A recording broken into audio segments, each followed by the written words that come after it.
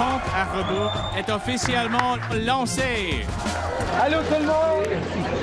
On a le plan pour poursuivre notre lancée. Avec moi. C'est seulement le Parti conservateur qui peut remplacer Justin Trudeau. Hey, wow! We're gonna do this! Qui pouvait se battre pour vous? C'est l'NPD. Si vous m'accordez votre confiance, jamais vous n'aurez à le regretter. Le vote avec le plus de pouvoir, c'est un vote vert. Les autres partis ont de bonnes raisons d'avoir peur de nous. Les Canadiens vont faire un choix. Quelle direction ils veulent prendre pour le pays?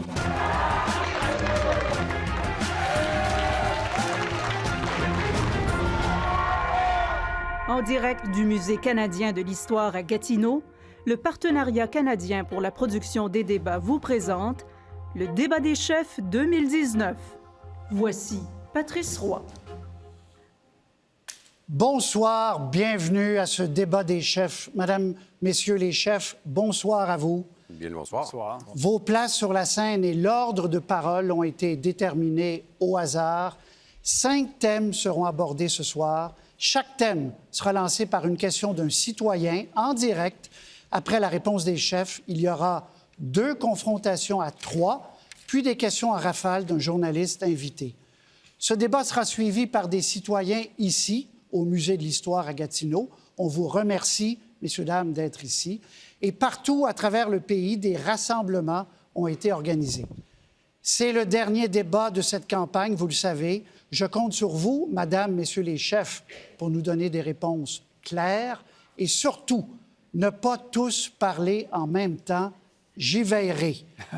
D'ailleurs, vous verrez parfois apparaître à l'écran le temps de parole cumulatif des chefs. Madame, messieurs, bon débat.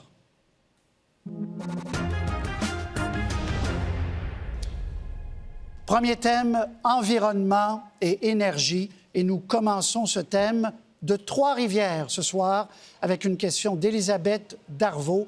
Madame Darvaux, bonsoir à vous. Bonsoir. Alors, Madame Darvaux, les chefs vous écoutent. Votre question.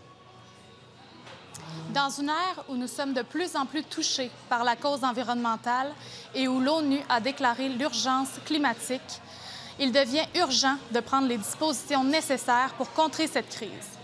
Ma question est la suivante. Sachant que si nous n'agissons pas maintenant, nous atteindrons le point de non-retour, quel premier changement concret comptez-vous faire pour protéger l'environnement? Merci, Madame Darvaux. Première réponse, Justin Trudeau.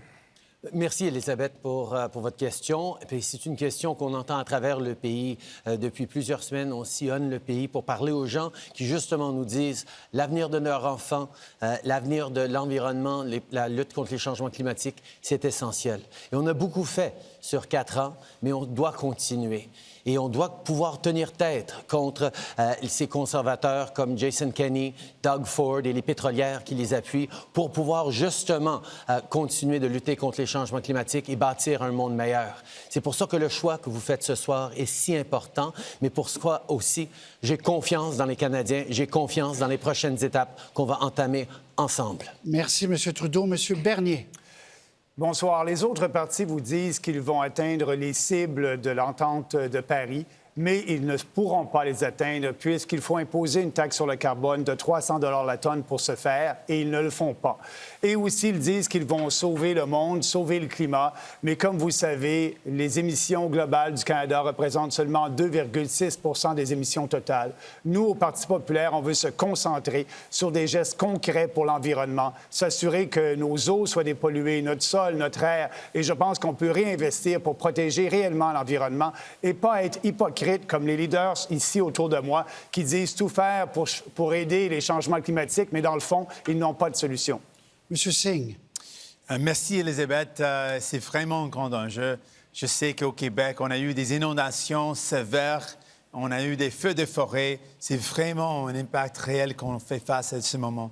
On a eu des milliers d'enfants dans les roues. Donc, ce qu'on propose de maintenant, pas comme M. Trudeau qui a acheté un pipeline, on veut annuler tout de suite toutes les subventions pétrolières. Ça, c'est une étape qu'on peut prendre tout de suite et on peut réinvestir l'argent dans l'énergie renouvelable, dans l'énergie propre. Aussi, on veut réinvestir massivement dans le transport en commun.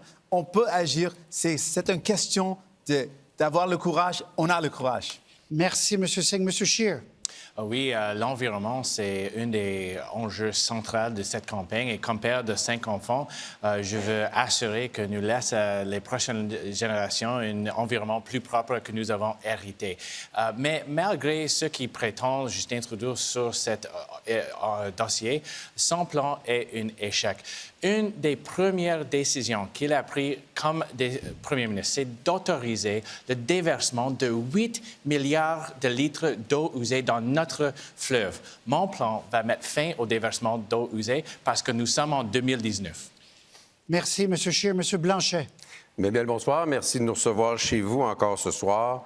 Il y a certainement beaucoup de mesures qui doivent être prises. Je vous en mentionnerai quelques-unes. Je pense que le Parlement devrait, par le biais d'une loi, un peu comme le suggère M. Singh sur l'intention, faire en sorte qu'on cesse immédiatement toute espèce de subvention aux industries pétrolières. C'est autour de 10 milliards par année au total, selon une étude d'Équiterre en 2018. Ça vous dira quelque chose, M. Trudeau. Et une autre loi pourrait faire en sorte de contraindre le Canada à respecter ses cibles. Parce que pour l'instant, les cibles de 2009 de M. Scheer sont devenues les cibles de M. Trudeau et rien n'a été fait pour les atteindre. Il y a des mesures incitatives en termes d'électrification des transports qui peuvent être faites en laissant d'ailleurs le pétrole dans le sol. Merci, M. Blanchet. C'est tout le temps que vous aviez. Madame May, en terminant. Merci, Elisabeth. C'est vrai, exactement ce que vous avez dit. Nous sommes maintenant trop proches à un point de non-retour. On doit éviter le pire. Maintenant, c'est seulement les Verts qui a un programme qui est aligné avec les scientifiques de GIEC. Mais on doit travailler ensemble.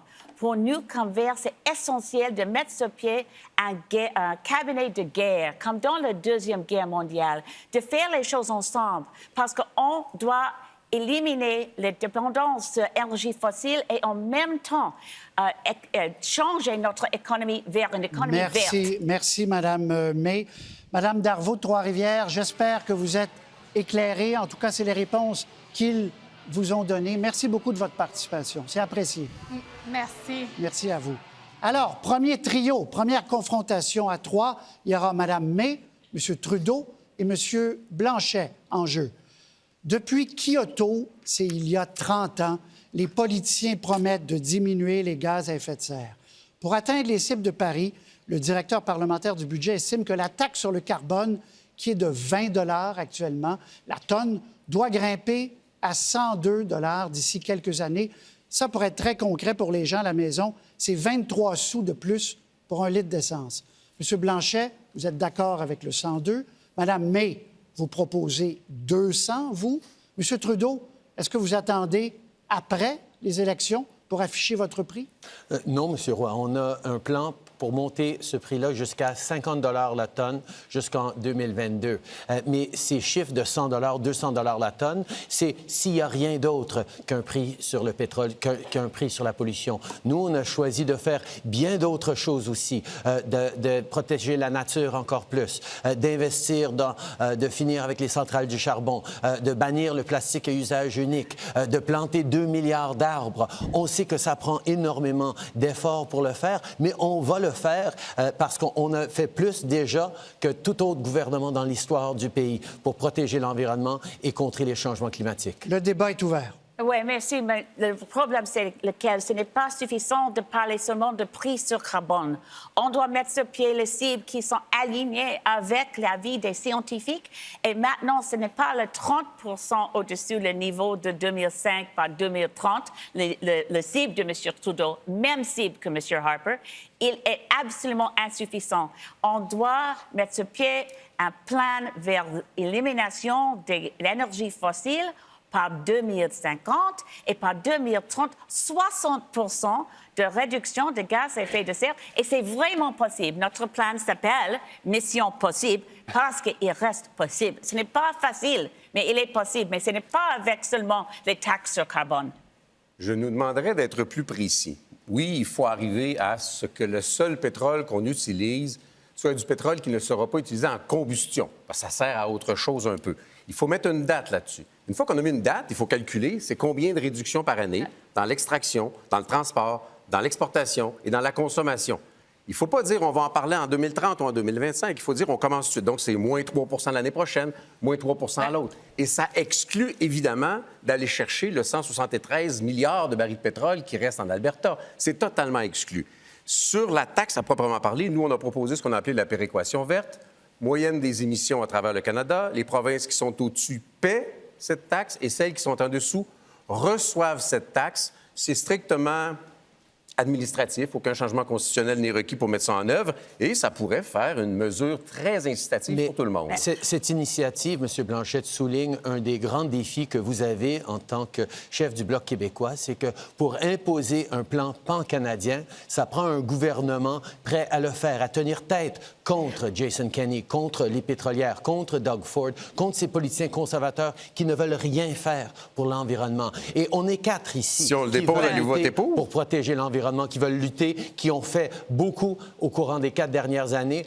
On en a fait énormément, mais on reconnaît qu'il faut continuer. C'est pour ça qu'il ne faut pas arrêter. Il faut que les Québécois, que les francophones, que les Canadiens fassent partie d'un gouvernement qui veut lutter contre les changements climatiques. La vraie réalité, c'est que la situation maintenant, c'est une situation d'urgence climatique. Je parle de fond de mon cœur parce que le temps presse et maintenant tous les autres chefs ici dans la scène avec moi, il n'y a personne avec un plan qui marche pour éviter le pire. Greta Thunberg a raison. Notre maison est en feu. Comment osez-vous?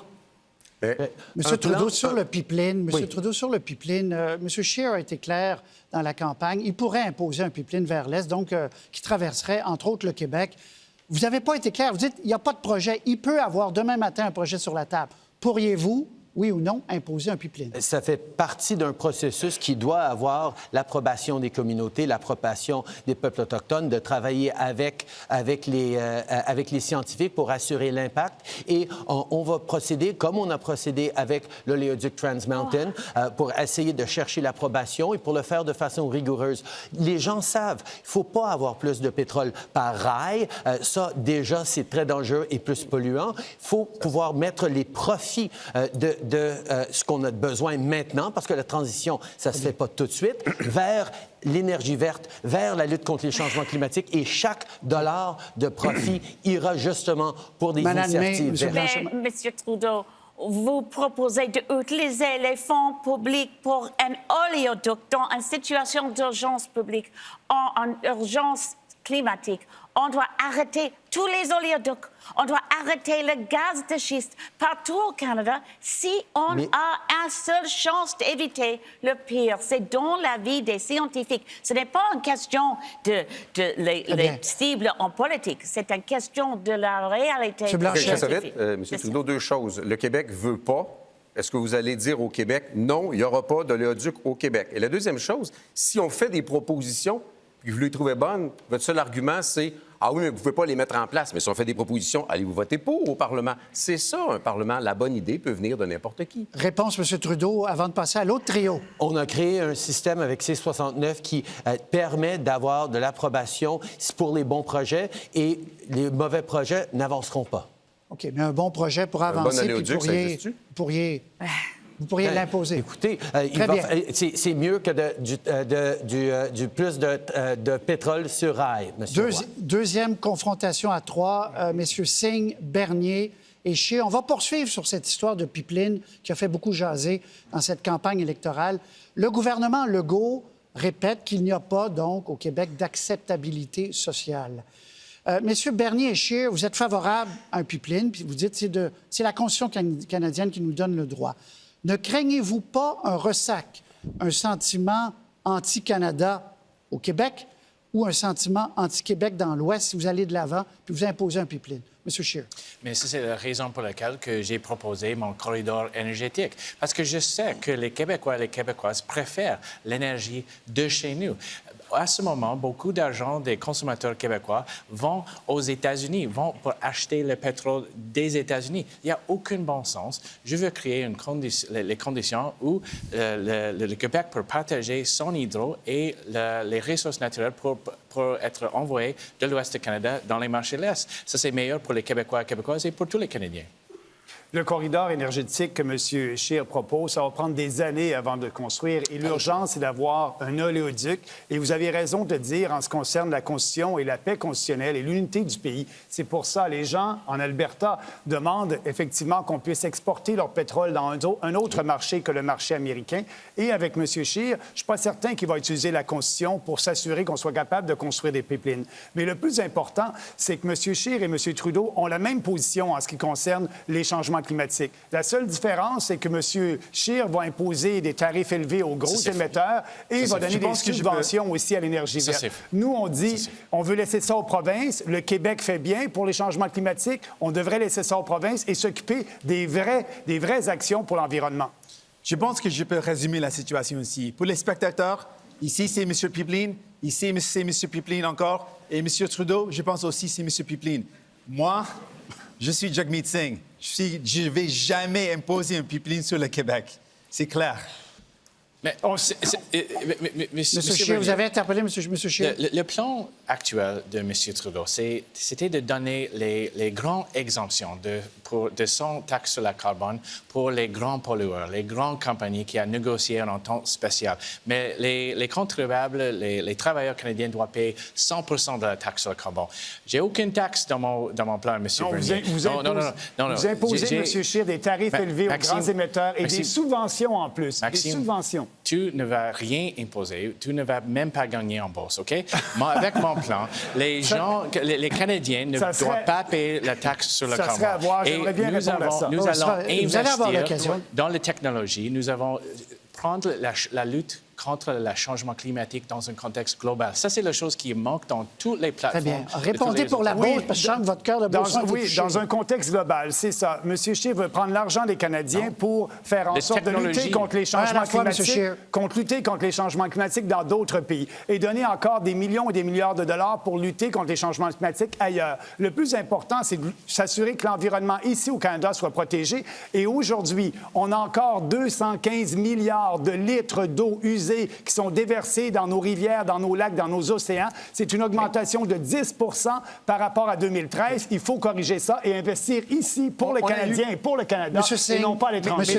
Monsieur Singh, on a eu 500 000 enfants de la jeunesse dans les rues à Montréal. Les jeunes disent il faut agir de maintenant. On a M.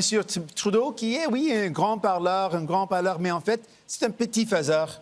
Il ne marche pas pour les gens, il ne travaille pas pour les gens. Ce qu'il faut de maintenant, c'est de donner aux jeunes d'espoir. On peut dire que oui, on peut aller de l'avant, annuler les subventions pétrolières, réinvestir dans l'énergie propre, on peut massivement investir dans le transport en commun. On peut agir de maintenant et il faut agir de maintenant. Monsieur Bernier et M. Scheer, j'ai une question pour vous pour relancer le débat.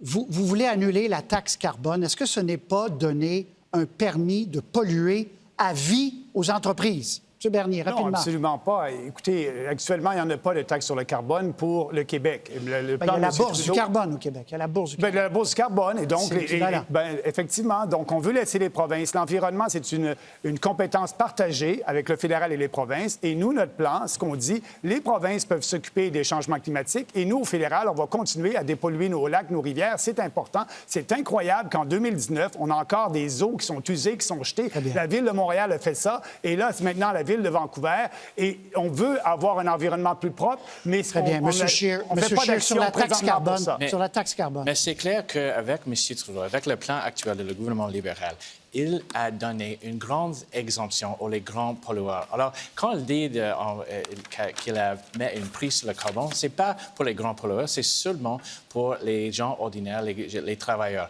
Et ça, c'est le problème avec son approche. Mon approche va mettre une concentration sur la technologie par les taxes. Le problème avec M. Scheer, c'est votre plan était écrit par et pour le secteur pétrolier. Ce n'est pas acceptable. Merci, messieurs. Ça met fin à ce deuxième trio. Je vous félicite rapidement pour votre discipline. Jusqu'ici, ça va bien. François Cardinal, éditorialiste à la presse. Bonsoir, François. Bonsoir, Patrice. Vos questions au chef. Madame May, je commence avec vous. Vous voulez réduire les émissions de gaz à effet de serre de manière drastique au pays pour éviter le pire, vous l'avez dit tout à l'heure. Je vous pose la question directement. Est-ce que vous êtes favorable à la décroissance de l'économie canadienne même si certains soutiennent que ça pourrait provoquer beaucoup de pertes d'emplois? Merci, M. Cardinal. C'est une question extrêmement pertinente. Non, mais pas en faveur de décroissance de l'économie canadienne, mais pour la transformation de l'économie canadienne. Parce que nous avons besoin, c'est vrai que nous avons besoin, comme M. Scheer a dit, pour l'infrastructure nationale, un corridor, mais pas pour les oléoducs, seulement pour l'électricité décarbonisée avec une grande croissance de notre capacité dans les renouvelables, énergies renouvelables, de vent, de soleil. Maintenant, avec le prix du soleil qui a tombé énormément, nous avons les opportunités économiques sans pétrole. Merci, Mme May. Prochaine question pour M. Blanchet. Une courte question pour vous aussi. Vous dites très fier de votre plateforme environnementale. Vous avez parlé de la péréquation verte tout à l'heure. Comment vous expliquez votre appui au troisième lien entre Québec et Lévis? D'abord, je n'ai pas appuyé le troisième lien. J'ai dit que je n'étais pas contre et j'ai dit que je n'étais pas pour une raison fort simple. D'abord, le ministre de l'Environnement vient de commander un BAP. Moi, j'ai déjà été ministre de l'Environnement au Québec. Je respecte le BAP. Alors, si on demande à une institution dont nous, on veut proposer par loi qu'elle ait préséance sur les évaluations environnementales du fédéral, si on demande à une institution de faire une analyse environnementale d'un projet, on va attendre l'analyse environnementale du projet. Et ultimement, le troisième lien relève exclusivement du gouvernement du Québec et non pas du fédéral. Cette ingérence répétée finit par être très irritante. Je suis convaincu que Québec pourra prendre les bonnes décisions après le BAP. Merci, M. Blanchet. M. Scheer, vous êtes pour la lutte contre les changements climatiques, mais vous tenez toujours à préciser que c'est à condition qu'elle se fasse à l'échelle mondiale. Est-ce une autre façon commode de demander aux autres pays de faire des efforts pendant que le Canada, lui, continue de polluer comme si de rien n'était? Pas du tout. Avec mon plan, nous avons une approche équilibrée. Nous avons beaucoup de mesures pour réduire nos émissions. Par exemple, avec l'investissement dans la technologie, un crédit d'impôt pour les corporations qui adoptent les nouvelles façons, les méthodes de production. Mais on doit reconnaître le fait que le Canada émet seulement 1,6 des émissions. Et si on chasse tous les investissements, tous les emplois, on rend la vie plus cher pour tous les Canadiens et on voit l'économie de la Chine, de l'Inde remplacer toutes nos émissions, on n'accomplit rien. Et ça, c'est la raison pour laquelle nous avons une approche mondiale. Merci, M. Scheer. M. Singh, l'an dernier, en début d'année, vous n'étiez pas contre l'expansion du pipeline Trans Mountain.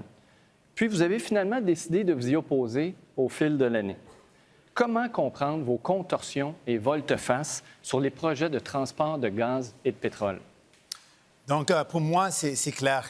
La future de notre pays, le futur de notre planète, c'est un futur où on n'utilise pas aucune énergie fossile. Ça, c'est l'avenir. Et ce que je veux faire pour les enfants qui s'inquiètent de l'avenir, pour les familles qui font face des inondations, pour les gens qui me disent qu'ils ont peur des feux de forêt, je veux dire, je vais mettre tous mes efforts pour s'attaquer à la crise climatique. Il faut le faire, on peut le faire, et pour moi, c'est un engagement fort. Merci, M. Singh. M. Trudeau, vous avez promis en 2015 de mettre fin aux subventions à l'industrie pétrolière. Et pourtant, vous avez non seulement acheté un pipeline pendant votre mandat, on en a parlé tout à l'heure, mais vous avez aussi offert un programme d'aide de plus de 1 milliard de dollars à l'industrie pétrolière. Comment, aujourd'hui, peut-on croire vos promesses environnementales? On est encore en train d'atteindre nos cibles, d'éliminer les subventions à l'industrie pétrolière jusqu'en 2025. Ça prend une progression. On sait que la transition ne peut pas se faire du jour au lendemain. C'est pour ça qu'on est en train d'investir de la bonne façon dans l'énergie verte, dans l'énergie renouvelable. Et tous les profits, des centaines de millions de dollars de cet oléoduc vont aller vers cette transition, vers la lutte contre les changements climatiques. On a un vrai plan parce qu'on l'a livré pendant 4 ans. Il faut continuer. Il faut avoir un gouvernement fort, plein de Québécois, plein de francophones qui vont pouvoir continuer de tenir tête contre ces conservateurs qui ne veulent rien faire. Merci, M. Trudeau. Dernière question pour vous, M. Bernier. Vous êtes le seul chef à refuser le consensus scientifique sur l'urgence climatique, en citant toujours la même poignée de détracteurs plutôt controversés. M. Bernier, pourquoi reniez-vous la science? Premièrement, je ne renie pas la science. Et deuxièmement, il faut bien dire qu'il y a 500 scientifiques à travers le monde qui ont écrit au secrétaire général de l'ONU pour dire qu'il n'y avait pas d'urgence climatique. Donc, je ne suis pas le seul. Et il faut bâtir des politiques publiques, non pas sur des sentiments et une urgence qui n'existe pas, mais sur les faits, sur la raison. Et ce qu'on demande, qu'il y ait encore plus d'études sur l'impact du soleil par rapport au changement climatique. Les études qui ont eu actuellement étaient seulement sur l'impact du CO2. Et si vous voulez vraiment atteindre les cibles, Elisabeth a raison. Elle a des cibles qui vont faire en sorte qu'on va atteindre les cibles de Paris, mais elle va détruire l'économie, comme vous l'avez dit plus tôt. C'est la seule chef qui est crédible, tout en détruisant l'économie. Merci, M. Bernier. Merci, François. Merci beaucoup. Alors, on est déjà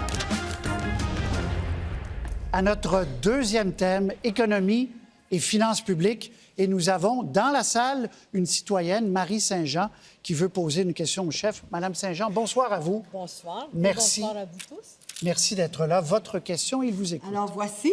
Lorsqu'on est âgé et à la retraite, il en coûte beaucoup plus cher de vivre seul qu'à deux. Vous savez tout ça. Et on ne peut pas bénéficier, entre autres, du partage des revenus, puis on est seul pour absorber toutes les dépenses. Alors, prévoyez-vous augmenter les pensions des retraités ou encore majorer la déduction en raison de l'âge? En d'autres mots, quelles mesures fiscales prévoyez-vous pour aider les personnes âgées vivant seules?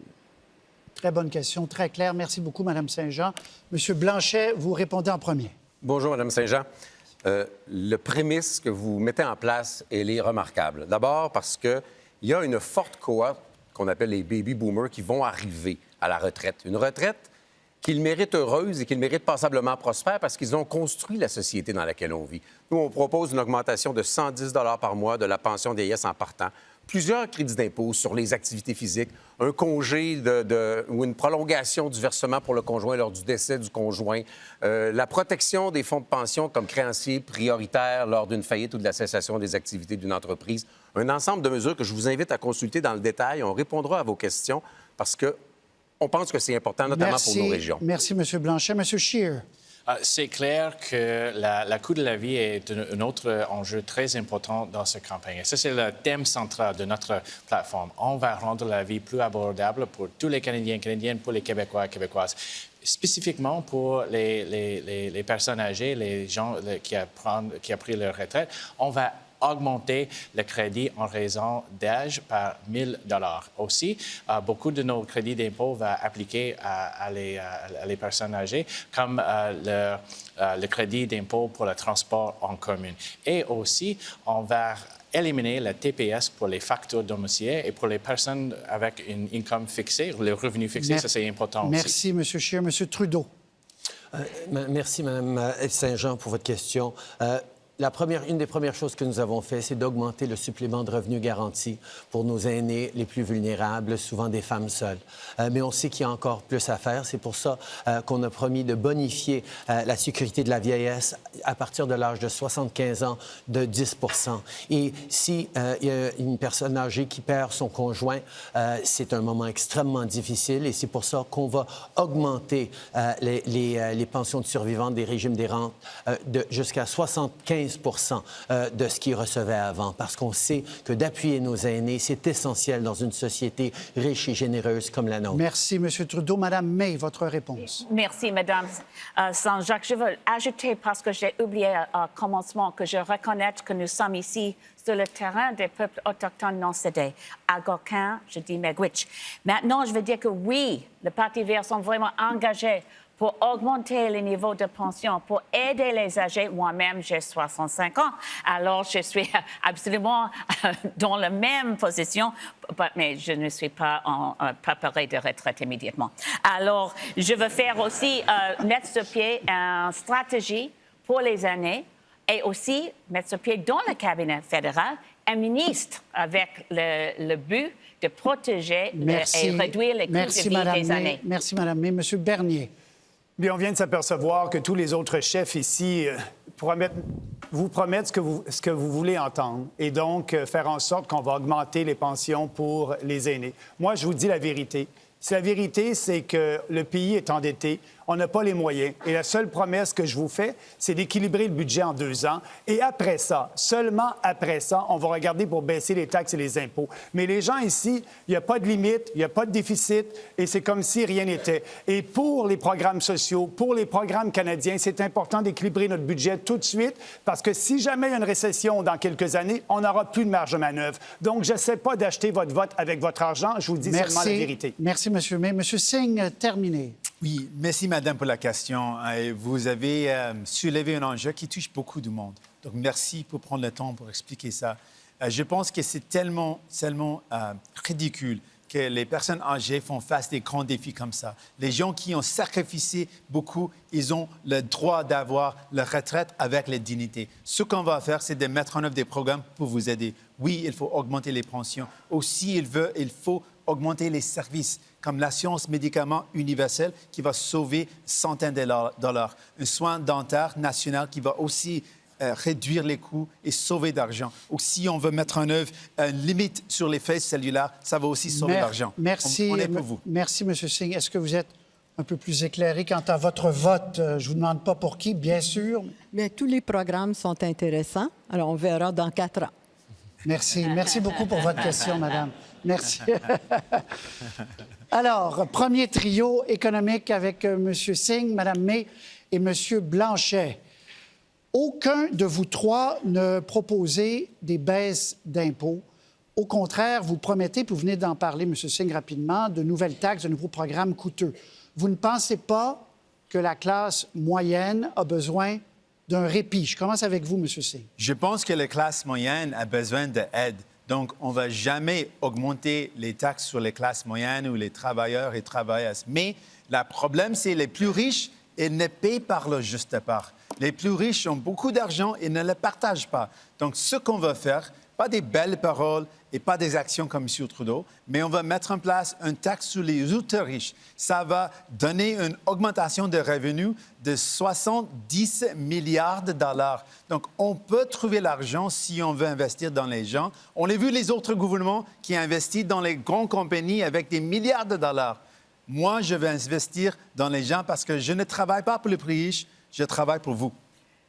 Moi-même, je travaille pour les plus riches. Et notre programme, nous avons le seul programme dans ces élections chiffré. Nous avons une plateforme chiffrée, nous avons les preuves de chercher les revenus, comme M. Singh aussi dit que sur les taxes sur les plus riches, mais aussi pour les taxes sur les web géants comme Facebook et Netflix et chercher les fonds parce qu'on doit mettre sur pied plus pour les citoyens du Canada, éliminer les frais de scolarité, investissez dans l'éducation postsecondaire. Et aussi, nous sommes absolument engagés pour un programme de l'assurance médicaments, mais en même temps, pour la livraison postale à domicile, toutes les choses sont possibles pour aider les âgés, mais on doit choisir les priorités et trouver le revenu pour équilibrer le budget en 5 ans. Vous êtes sur la glace, à vous de jouer. Petit détail inexact, toutefois, à part M. Scheer et M. Singh, tout le monde a déposé, je crois, des plateformes financières, a déposé des cadres financiers qui respectent les règles en autant que je suis concerné. Je suis d'accord sur le principe qu'il faut aller chercher davantage de revenus, puis il ne faut pas que ces revenus-là viennent toujours des mêmes poches. Or, il est exact qu'il y a des paradis fiscaux, de l'évasion fiscale qui favorisent toujours les mêmes. Et il est exact qu'on peut faire en sorte avec les géants du Web, avec une redevance de 3 % dont je pense, par contre, qu'il doit être réservé. L'argent, c'est beaucoup d'argent, on est dans les centaines de millions de dollars, réservé au secteur culturel et des médias qui en ont bien besoin. Donc, je pense qu'il faut travailler dans ce sens-là. Mais je pense qu'on peut regarder les revenus de la péréquation verte qui vont baisser les dépenses du fédéral parce que ça va venir des provinces plus riches. Et je pense qu'on peut regarder les 400 millions de dollars d'une déclaration d'impôt unique qui serait sauvée aux contribuables, aux entreprises et à l'État. Demande unanime de l'Assemblée nationale du Québec, demande que le Bloc portera, bien sûr. On aura l'aide éventuellement des conservateurs qui disent être d'accord avec ça. Et M. Singh avait dit qu'il était d'accord s'il n'y avait pas de perte d'emploi. Et je pense que là-dessus, on est tous d'accord, il n'y aurait pas de perte d'emploi avec ça. Donc, voici 400 millions de dollars. Oui, je veux aussi ajouter un autre point. C'est une question de revenus, mais c'est aussi une question de choix. Donc, dans la dernière année, ce que M. Trudeau a fait, elle a dépensé beaucoup de dollars. 14 milliards de dollars pour les plus riches entreprises pour qu'elles puissent acheter des avions et des limos dans l'économie de l'automne. Plus que ça, elle a dit 4,5 milliards de dollars pour acheter un pipeline. Et pour les prêts, pour les grandes compagnies, des grandes entreprises, elle a dit qu'elle va annuler 6 milliards de dettes pour les grandes compagnies d'assurance, de grandes compagnies en général. Pour moi, ça, c'est 25 millions de dollars qu'elle a donné aux plus riches au lieu de donner Très aux bien. gens. Mais ce qu'on a beaucoup reçu, une seconde, madame, mais ce qu'on a beaucoup reçu comme courriel, comme question du public, c'est l'inquiétude vis-à-vis cette dette qui grandit et du déficit. Alors, en un mot, là, vous trois, est-ce que ça vous inquiète ou ça vous inquiète pas, le déficit? Le déficit m'inquiète parce que le gouvernement libéral l'a fait pour donner des milliards de dollars aux plus riches. Si on prend des actions pour investir dans les gens, c'est autre chose. Madame May. Avec notre plateforme chiffrée, le budget sera équilibré en 5 ans sans un événement comme une récession. Mais en même temps, je veux ajouter que les subventions vers l'énergie fossile ont augmenté depuis les derniers 4 ans. Aller chercher l'argent dans les poches des riches est une chose. Faire en sorte que ça aille au bon endroit est une chose. Baisser le déficit en est une aussi. Mais on ne peut pas du jour au lendemain dire on va couper un déficit de 19 milliards parce que l'impact sur l'économie de l'ensemble du pays et du Québec serait catastrophique.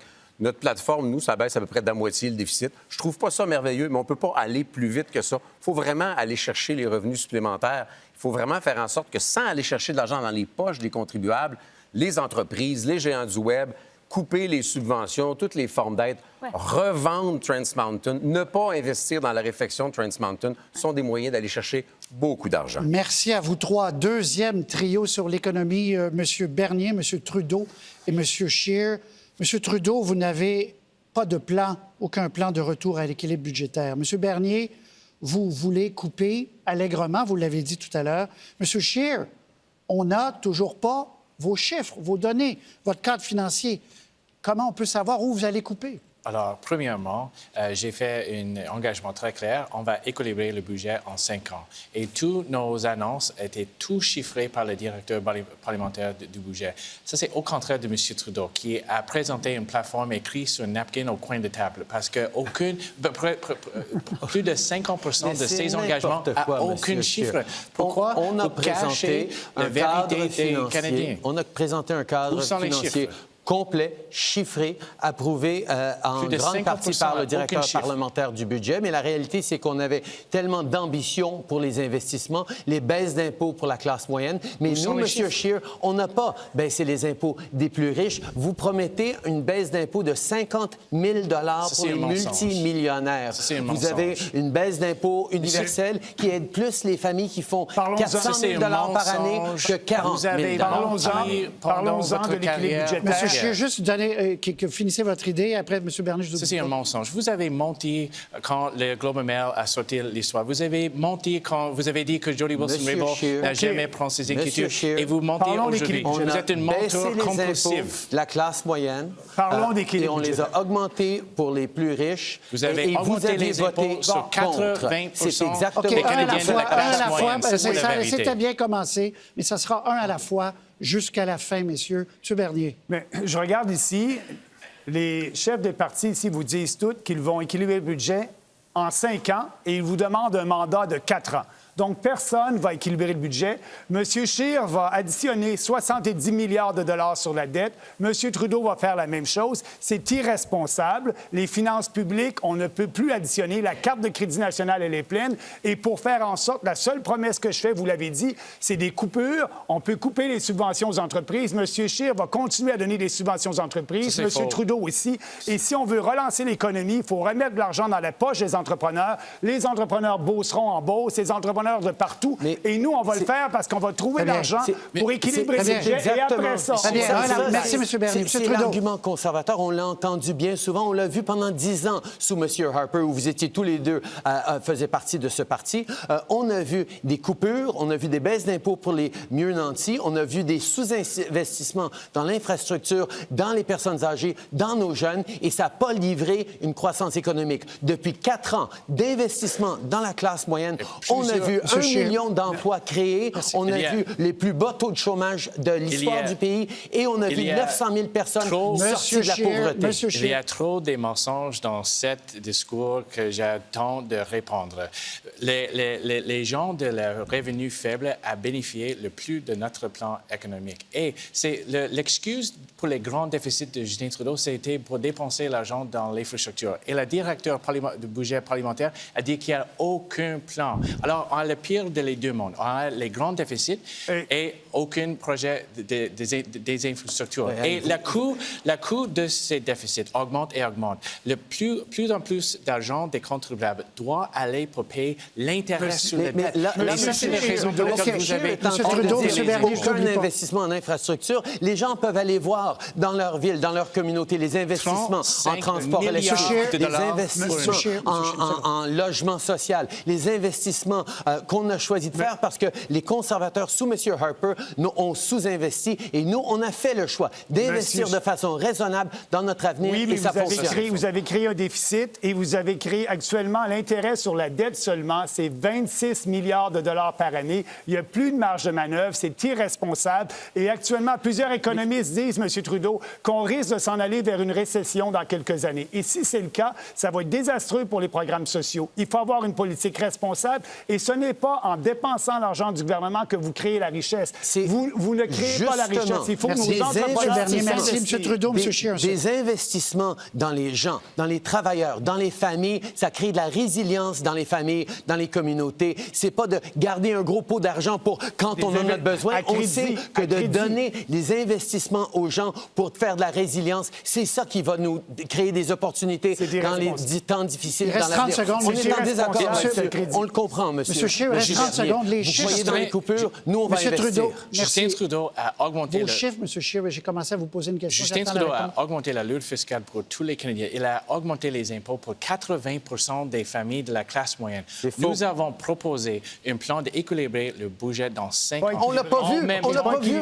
Où sont vos chiffres? Il est où ton plan? Où sont vos chiffres? J'ai pas le droit d'apporter ma plateforme, mais je l'ai montré bien souvent. Plus de 50 de vos engagements, aucun chiffre. Parce que vous Très bien, merci. Merci. Fin de bloc, c'est normal. Ça s'échauffe, c'est normal. Pensez aux gens à la maison.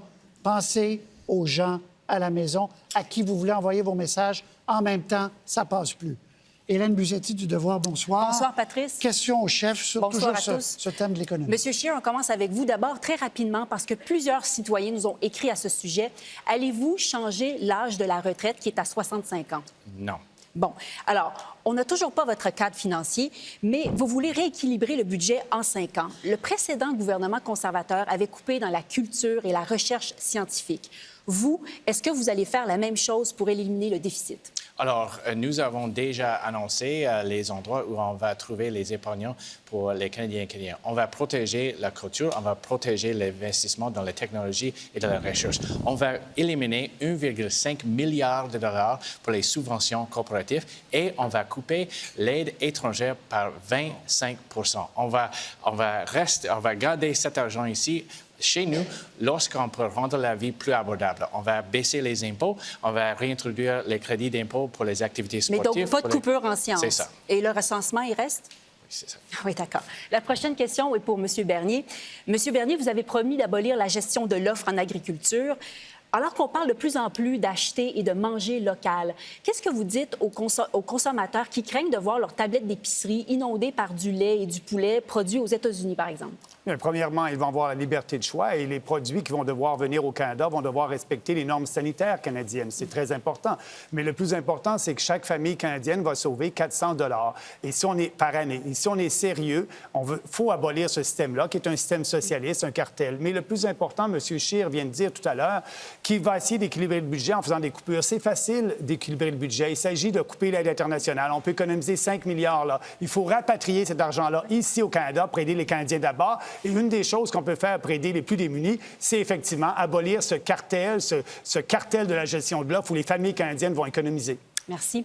Madame May, votre cadre financier a été démoli parce que vous proposez d'ajouter 70 milliards de dépenses dès la première année. Comment allez-vous convaincre les électeurs que vous êtes crédible en matière de finances publiques?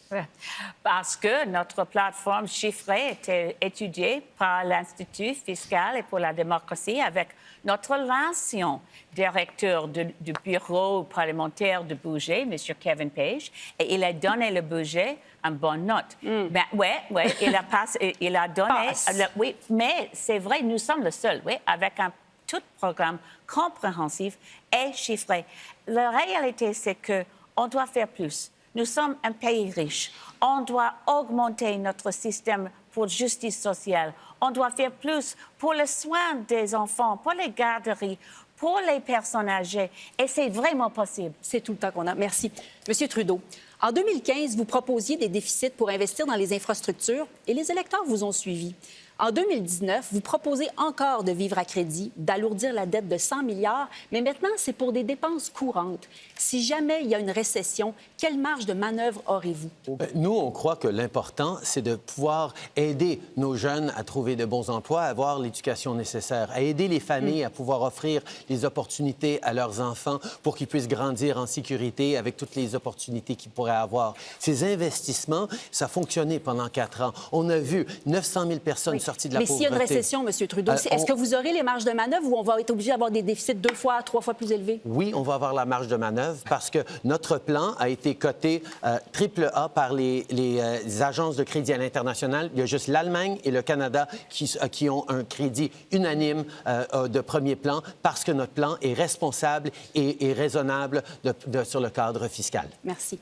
Monsieur Singh, comme Monsieur Scheer, vous avez ça en partage, vous n'avez toujours pas votre cadre financier, mais on sait que vous promettez des programmes très coûteux, par exemple l'assurance médicaments, l'assurance dentaire.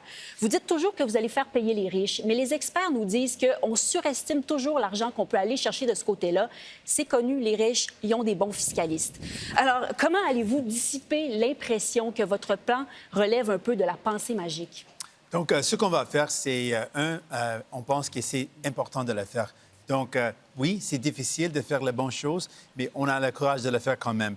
Mais aussi, on a choisi des chiffres tellement spécifiques parce qu'on sait, avec la taxe sur le ultra-riche, on a dit pour les gens qui ont plus de 20 millions de dollars, on va mettre une taxe de 1 parce qu'on a évalué qu'avec 1 c'est plus difficile pour échapper l'argent que de le payer. Donc, on était par respect fait ça. Mais en général, on sait que si on augmente les financements pour le revenu, de s'assurer qu'on a ces revenus, on peut le faire. Avec les financements des employés qui cherchent l'argent dans notre gouvernement, on peut le faire. Merci. Monsieur Blanchet, enfin, vous êtes contre les pipelines, mais vous ne dénoncez toujours pas le gazoduc GNL Québec qui se rendra jusqu'à Saguenay. Dites-nous, est-ce que vous vous opposez aux hydrocarbures seulement quand c'est l'Alberta qui empoche les profits? En fait, en toute cohérence, et j'ai déjà répondu un peu à ça un peu plus tôt, il y a un bureau d'audience publique en environnement sur le projet de GNL. J'étais assez clair sur le fait que je pense que les hydrocarbures et les énergies fossiles sont les énergies du passé, qu'il n'y a pas d'avenir là-dedans. C'est pas par là qu'il faut aller. C'est pas ces projets-là qu'il faut réaliser. Mais en toute cohérence, comme ancien ministre de l'Environnement, j'attends le rapport du BAP. Puis je ne m'attends pas à ce que le BAP soit favorable à GNL, mais je vais attendre. On va même déposer un projet de loi pour que le BAP ait préséance sur les institutions fédérales d'évaluation environnementale. Alors, par souci de cohérence, on va attendre le BAP va arriver, on va prendre une position sur cet enjeu-là. Je m'attends à ce que le BAP soit passablement sévère. Merci. Merci beaucoup, Hélène, pour vos questions. C'est la fin de ce deuxième thème. Prochain thème.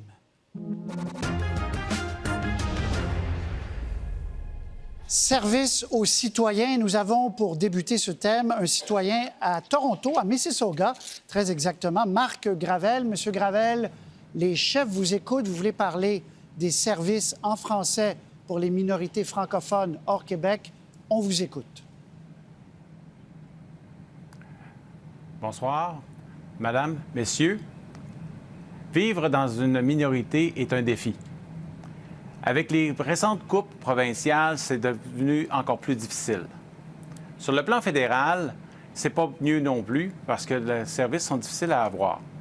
Par exemple, demander à un préposé au bureau des passeports de le rencontrer, vous venez de multiplier par 10 votre temps d'attente. Air Canada, avoir un agent de bord ou un préposé qui parle français de Toronto, relève presque du miracle. Malgré les plaintes, les nombreuses plaintes auprès du commissaire, les choses ne changent pas. Ma question est la suivante. Comment et concrètement et quels outils donnerez-vous le commissaire aux langues officielles pour qu'il puisse enfin faire respecter cette loi et donner à tous les francophones du Canada un service adéquat et équivalent aux autres? Très clair comme question. Monsieur Scheer, vous êtes le premier à répondre. Alors, merci beaucoup pour la question. Ça, c'est un enjeu très important aussi. Peut-être que ça va être une surprise, mais le français, c'est pas ma première langue. Et je suis natif d'Ottawa et c'est grâce à une décision de mes parents anglophones que j'ai appris le français en une école immersion. Et je fais des grands efforts. J'apprends mon subjonctif malgré l'imparfait de mes paroles. J'ai toujours essayé d'améliorer mon français. Concrètement, j'ai organisé une réunion entre tous les chefs du Parti fédéral pour régler le problème avec l'université francophone. Je vais appuyer, j'ai fait un engagement très clair pour appuyer cette université et j'ai proposé de moderniser la loi sur les langues officielles. Merci. Madame May. Oui, merci, Monsieur Le Gravel. C'est une question tellement importante parce que c'est trop longtemps que nous n'avons pas modernisé la loi sur les langues officielles. On doit le faire. Et dans la façon, parce que vous avez demandé les réponses concrètes, la chose que je pense que c'est tellement important, c'est de donner vers le commissaire de langue officielle le pouvoir de punir. Plus de pouvoir pour exiger que toutes les agences dans le domaine fédéral présenter les services adéquats et égaux pour les deux langues officielles dans la première année de mon mandat. Merci, Madame May. Monsieur Bernier. Oui, merci de la question. C'est très important. Le fédéral devrait réinvestir dans ses champs de compétences et c'est ce qu'on va faire pour les langues officielles et pour les autres services que le gouvernement fédéral offre aux citoyens. Vous avez ici des gens autour de vous, des leaders de partis, qui vous disent qu'ils vont investir dans le logement social, dans la santé, dans l'éducation. Ce sont des champs de juridiction provinciale. Et nous, notre politique, c'est de respecter la Constitution canadienne, ne pas s'ingérer dans les champs de compétences provinciales et de redonner les ressources au gouvernement fédéral pour s'assurer de donner les bons services en français aux francophones à l'extérieur du Québec et en anglais aux anglophones, mais aussi les autres services que vous avez parlé tout à l'heure. Un gouvernement fédéral fort, mais dans ses champs de compétences. Merci, M. Bernier. M. Blanchet. Vous savez, les Québécois savent ce qu'est une minorité parce que même si les francophones du Québec, si je peux me permettre de le dire comme ça, sont majoritaires au Québec, on est très, très minoritaires en Amérique. Je suis allé en Ontario, il y a des gens qui ont trouvé ça étrange, mais les francophones hors Québec et les Acadiens sont nos frères et nos sœurs francophones de l'ensemble du continent et du Canada. Je pense que le commissaire aux langues officielles, pour bien faire son travail, doit ramener la notion de réciprocité. Il faut que les communautés francophones à l'extérieur du Québec et les communautés acadiennes aient le même niveau de service que les communautés ou la communauté anglophone historique et précieuse du Québec, mais il faut que les francophones au Canada et les Acadiens aient le même niveau de service que les Anglais du Québec. Merci, M. Blanchet. M. Singh. Oui, merci. Merci, M. Gravel, pour la question. Peut-être, comme vous pouvez entendre, je ne suis un francophone, mais je suis fortement un francophile. Je n'étais pas chanceuse d'avoir aucune classe d'immersion français, mais pendant mon enfance, j'ai tombé en amour avec la langue française, la langue Molière, et je veux partager cette richesse parce que c'était une richesse dans ma vie. Donc, ce qu'on veut faire concrètement, c'est de moderniser la langue officielle, de mieux financer les services français, parce qu'il faut le faire. Si le gouvernement peut faire quelque chose, veut faire quelque chose, il le fait. C'est une question de courage, c'est une question de volonté. On a la volonté parce que c'est tellement important. Merci, M. Singh. M. Trudeau. Merci, M. Gravel, pour votre question. Vous vous souviendrez, comme moi, longtemps de ce que M. Ford a fait dès qu'il est venu au pouvoir, de couper dans les services aux francophones, malgré qu'il s'était dit pour les gens quand il se fait élire, mais c'est ce que font les conservateurs. Nous, on a su défendre les minorités francophones en Ontario et à travers le pays. On va continuer de le faire. On a fait un investissement record dans les communautés francophones ou des communautés de langues officielles en situation minoritaire à travers le pays et on s'est engagé à moderniser la loi sur les langues officielles. On comprend la lutte que vous vivez à tous les jours et on sera toujours avec vous. Merci, M. Trudeau. Et je remercie surtout M. Gravel d'avoir posé cette question. Merci. J'espère que ça vous a éclairé, M. Gravel. Merci. Oui, merci. Merci. Premier trio sur ce thème de service aux citoyens, M. Singh, M. Scheer et M. Blanchet. Vous êtes donc questionné et vous pouvez interagir, bien sûr. On a parlé, je parle de la question autochtone, on a parlé de génocide culturel, on a parlé des pensionnats, des femmes disparues, de réserves sans logement ou eau potable. Alors, la question est très simple, elle ne peut pas être plus simple. Qu'est-ce que vous allez faire concrètement pour améliorer la condition de vie des Autochtones? Monsieur Scheer, je peux commencer avec... Monsieur Singh, je peux commencer avec... C'est encore la même chose. Moi, j'ai porté encore le turban orange pour éviter ce problème, mais on continue quand même. Donc, en fait, c'est une question tellement sérieuse. Ce que j'ai vu, c'est M. Trudeau a donné beaucoup de belles paroles en public, mais c'est vraiment les décisions qu'il fait en privé, c'est le problème. Donc, avec la communauté autochtone, c'est clair, si on veut agir dès maintenant, on peut agir. Donc, la question, c'est ça. Si on respecte le fait que les enfants autochtones ont le droit d'avoir les mêmes financements, il ne faut pas les poursuivre dans la Cour de justice comme M. Trudeau a fait. Ce que je fais, je vais respecter la communauté autochtone. Ça, c'est primordial. C'est la première étape, c'est le respect et la dignité. Si on commence avec ça, ça veut dire qu'on mieux finance la communauté autochtone avec le financement égal. Très bien. C'est un débat. M. Scheer, M. Blanchet, allez-y, M. Scheer. Merci beaucoup. Un aspect de respecter les Premières Nations, c'est de respecter quand les communautés autochtones disent oui aux des projets pour aider la croissance économique. Et quand on parle des communautés dans les endroits éloignés ou ruraux, les secteurs qui créent le plus d'emplois pour les Premières Nations, c'est le secteur minier, le secteur forestier et le secteur énergétique. Et ça, c'est la raison pour laquelle j'ai dit que je vais nommer une ministre avec la responsabilité pour faire les consultations dans une manière dynamique pour assurer qu'on respecte nos obligations comme un gouvernement avec les traités. M. Blanchet.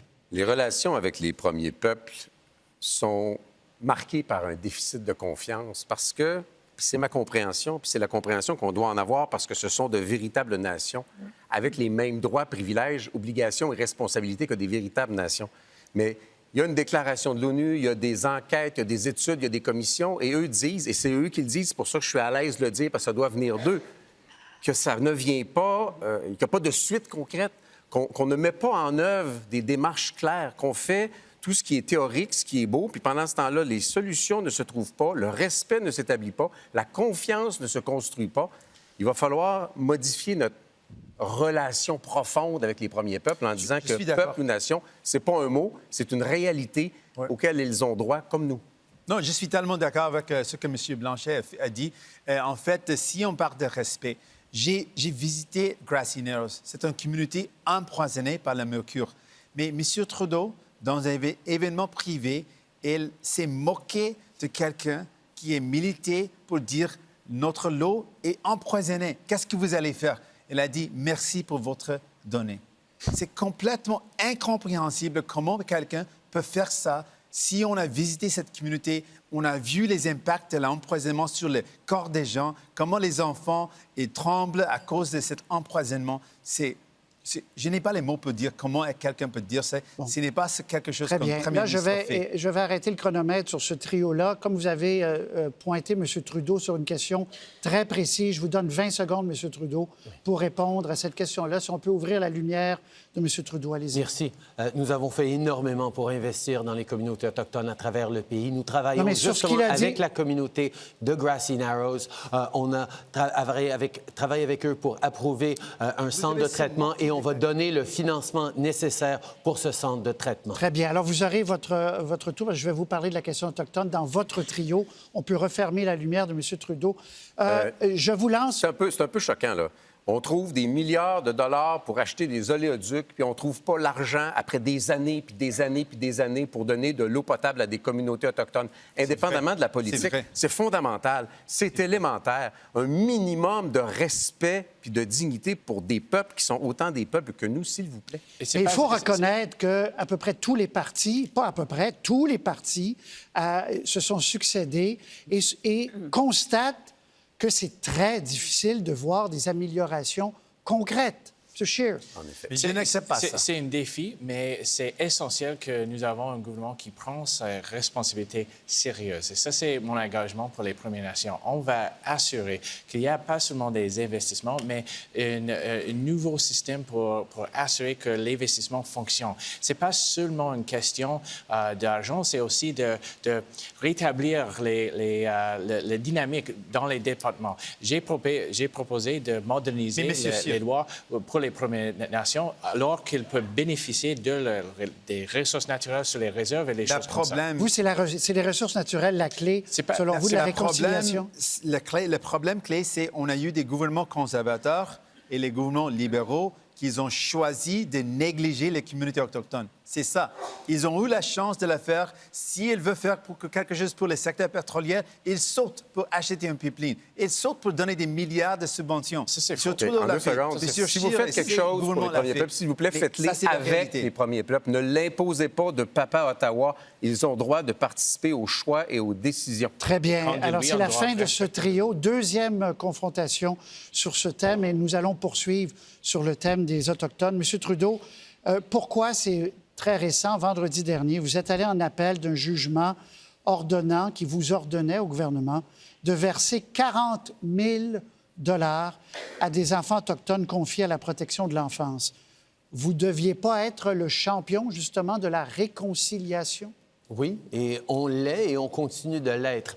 On est d'accord avec le tribunal qu'il faut absolument compenser ces enfants et on va le faire et on va travailler avec eux pour établir les bons niveaux. Mais on a pu faire des investissements concrets au cours des 4 dernières années. On a levé 87 avis d'ébullition d'eau à long terme après 10 ans de M. Harper où il n'y a rien fait. On a pu créer des nouvelles écoles, des nouveaux investissements en partenariat, justement, avec les peuples autochtones, mais on comprend il faut continuer. Il y en a beaucoup plus à faire. Okay. Mais le grand chef de l'Assemblée des Premières Nations, Perry Bellegarde, a reconnu qu'aucun gouvernement n'en a fait plus. Mais on reconnaît on en a plus à faire. Madame May. Oh oui, monsieur Trudeau, ce n'est pas vrai.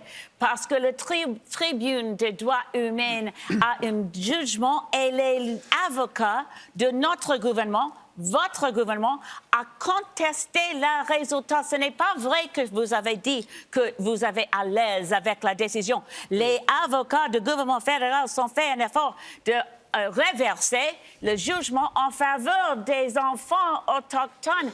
Qu'est-ce qu'on peut faire pour ça? C'est un vrai scandale. On est d'accord avec le tribunal qu'il faut compenser ces enfants. On a encore des problèmes. Alors pourquoi, juste, j'essaie de pourquoi avoir fait appel, M. Trudeau? Alors? Parce que l'échéancier de le faire d'ici décembre ne fonctionne pas avec les élections qu'on est en train d'avoir. On va compenser ces enfants, mais ça prend un peu de temps pour l'avoir de la bonne façon. On a encore des problèmes aujourd'hui. On a encore des problèmes aujourd'hui. Il n'y a pas de réserve. Tous les réserves n'ont pas d'eau potable. Ce n'est pas une question d'argent pour livrer ces services-là. Il y a 21 milliards de dollars que le gouvernement fédéral dépense dans les relations avec les Premières Nations. Il faut changer le système. Le statu quo ne fonctionne pas. Et ça fait des années, comme vous le dites, qu'on essaie de bâtir une meilleure relation avec les Premières Nations. Ce qu'il faut faire, c'est bien clair. Il faut abolir la loi sur les Indiens. Il faut s'assurer qu'il y ait plus d'autonomie sur les réserves. Il faut s'assurer de développer un droit de propriété sur les réserves. Il faut qu'il y ait de la richesse qui se crée sur les réserves. Et oui, il faut aussi développer des pipelines pour s'assurer, en collaboration avec les Premières Nations, que la richesse puisse arriver sur les réserves. C'est pas une question d'encore plus d'argent du fédéral. C'est une question de changer notre relation avec les Premières Nations. Trudeau, rapidement. Je suis tout à fait d'accord qu'il faut passer au-delà de la loi sur les Indiens, mais c'est à eux de décider le rythme avec lequel ça se fait. Il y a plusieurs communautés qui l'ont déjà fait. On travaille avec toutes les communautés pour qu'ils puissent le faire, mais à leur rythme et dans le respect de leurs priorités. Très bien. Je veux vous envoyer une question. Je vais redemander d'ouvrir les lumières pour les 6 exceptionnellement en régie parce que je veux vous poser la question sur la culture. On l'a abordé trop rapidement tout à l'heure. Vous promettez, un certain nombre d'entre vous promettez, M. Trudeau, ça a été long, mais vous l'avez promis dans vos engagements, d'imposer ou taxer les géants du Web. Vous engagez-vous à remettre cet argent aux créateurs, aux artistes qui produisent des contenus et qui reçoivent, on va se le dire, des miettes, et qui reçoivent des miettes. M. Trudeau, rapidement, chacun. On va en faire plus que juste ces recettes-là en investissement en culture. Écoutez, c'est notre proposition.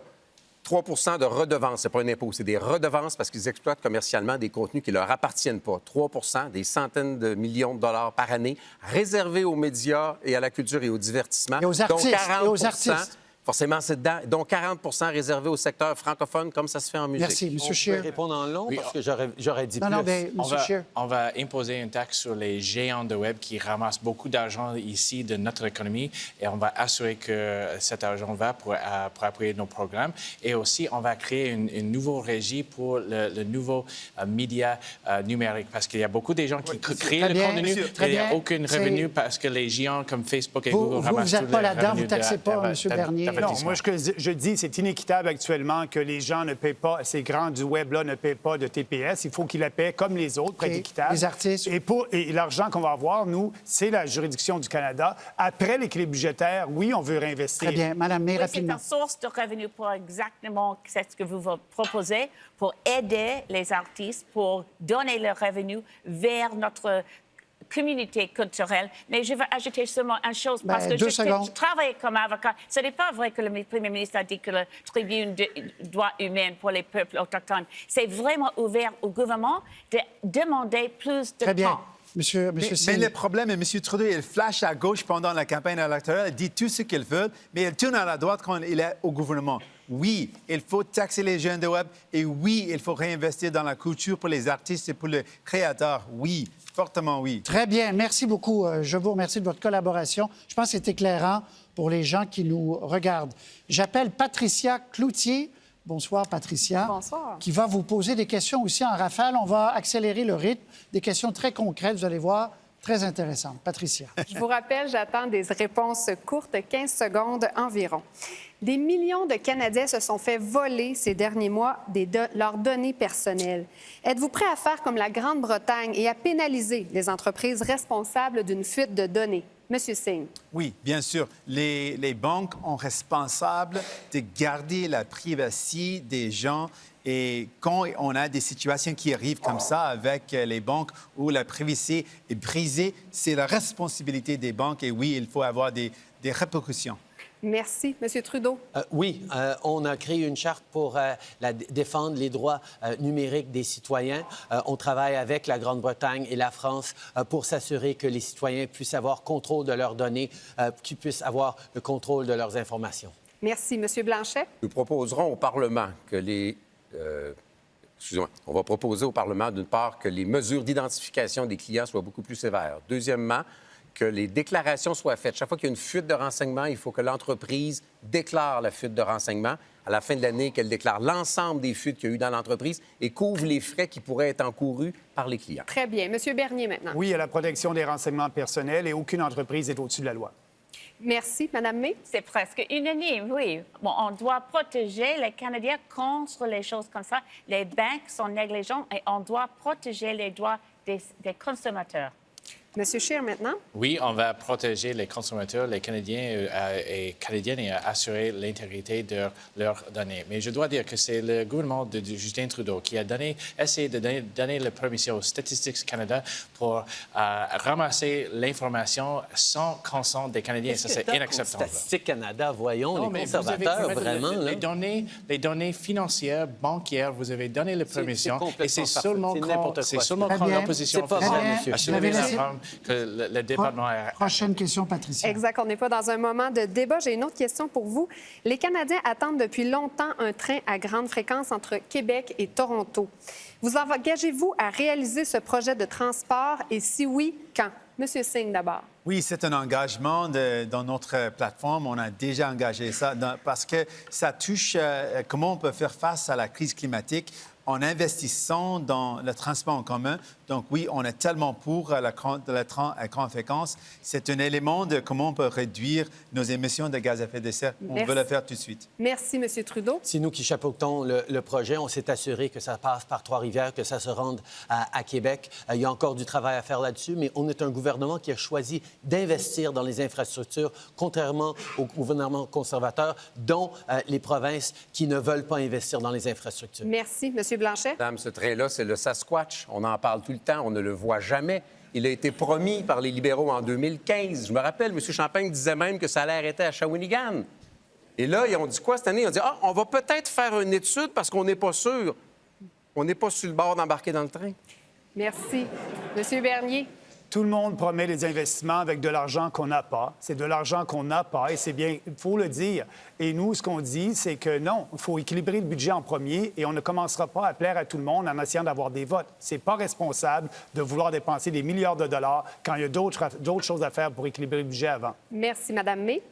Merci, Mme Cloutier. Absolument. Dans notre plan Mission Possible, on doit mettre sur pied un système de transport en commun de côte à côte, particulièrement entre Toronto et Québec et aussi entre Edmonton et Calgary. Nous avons un système de transport en commun qui c'est vraiment pour le Mexique. Merci. Enfin, M. Scheer. Oui, et seulement 60 des fonds de le programme d'infrastructure sont dépensés sur les grands projets. Oui, j'ai eu une discussion avec Yves Lévesque, notre candidat à Trois-Rivières. On a pris ce projet parce qu'elle va aider dans la croissance économique et rendre la vie plus simple pour les gens dans la région. Et on va le faire, pas comme M. Trudeau qui fait les promesses, mais elle brise. Merci à tous. On pourra prendre le train un jour. C'est pas tout à fait calme.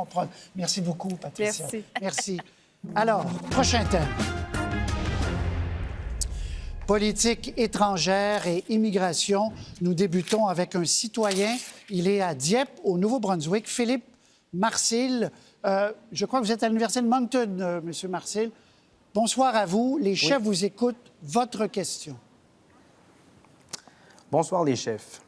Comme vous le savez, avec les événements qui se déroulent à Hong Kong, l'emprisonnement des 2 Canadiens et les nombreux manquements face aux droits humains en Chine, seriez-vous prêt à cesser les échanges commerciaux si la situation ne s'améliore pas? Merci beaucoup pour votre question. Première réponse, M. Bernier.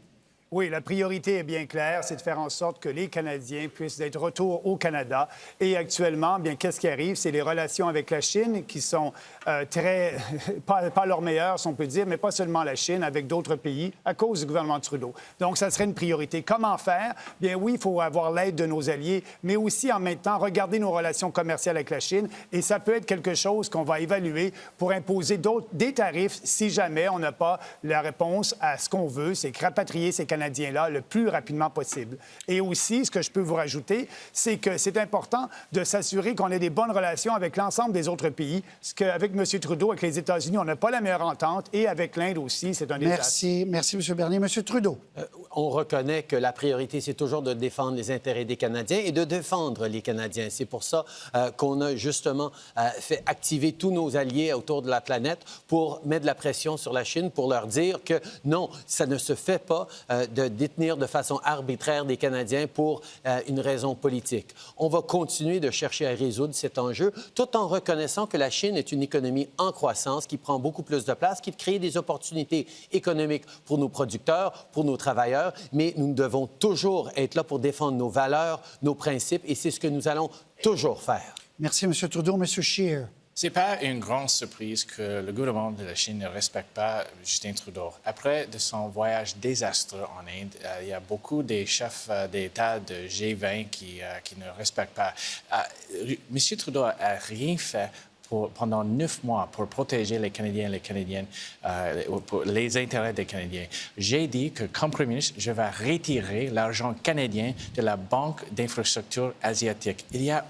Ça, c'est une banque qui a été contrôlée par le gouvernement de la Chine. Il n'y a aucune bonne raison pour l'argent des contribuables d'aller pour construire les ponts et les routes dans les autres pays et qui appuie la politique étrangère de la Chine. On va y revenir à ça. M. Singh. Oui, la priorité, c'est les Canadiens qui, à ce moment, sont dans une situation tellement difficile. Donc, il faut agir dès maintenant pour les aider. Ça, c'est quelque chose qui est essentiel. En plus, oui, la question sur qu'est-ce qu'il faut faire avec la Chine, il faut être fort pour montrer qu'on défend les droits de la personne. Ce qui se passe à Hong Kong, c'est tellement inquiétant, le fait que les gens font face des grandes opprimations contre le droit. Mais avec M. Trudeau, encore, on voit qu'il va flasher à gauche pendant la campagne, dit toutes les bonnes choses, mais il va tourner à droite pendant qu'il est au gouvernement. Ce que je veux dire, pourquoi elle n'a pas arrêté de vendre des armes à Saudi Arabie, parce qu'il n'a pas le courage de la faire. Merci, M. Singh. Mme May. Oui, merci, monsieur, et merci, Philippe Marcel. Nous avons un éléphant dans la chambre. C'est le traité que monsieur Harper a accepté avec la Chine. C'est dans le Parlement, le dernier Parlement, mais c'est jamais dans les débats de Parlement. C'est pas un seul vote. C'est un traité très énorme avec les investisseurs de la République de la Chine qui a donné déjà les droits des entreprises de la Chine de charger le Canada quand nous avons les lois que la Chine n'aime pas, contre les lois pour protéger l'environnement. Et c'est tout à fait en secret. C'est quelque chose de mauvais. Merci. Monsieur Blanchet, finalement. Permettez-moi d'avoir une pensée pour les agriculteurs sous gestion de l'offre de la circonscription de Belleuil-Chambly puis de la vallée du Richelieu, parce que de mauvaises négociations commerciales leur ont coûté 8,4 de leur part de marché. Après ça, le gouvernement canadien s'est fait l'instrument des États-Unis et s'est pogné une chicane avec la Chine. Malheureusement, la réponse, c'est qu'on ne peut pas être en chicane perpétuelle avec un géant. On ne peut pas jouer des bras avec la Chine. Malheureusement, c'est impossible. Et là, c'est les producteurs de porc, de soya, de canola qui paient le prix de ça. Alors, malheureusement, il faut maintenir une relation commerciale avec la Chine. Et j'espère qu'on pourra revenir aussi sur un autre, c'est l'Arabie saoudite, le traitement de Raif Badawi, la vente d'armes à l'Arabie saoudite qui choque beaucoup de gens au Québec.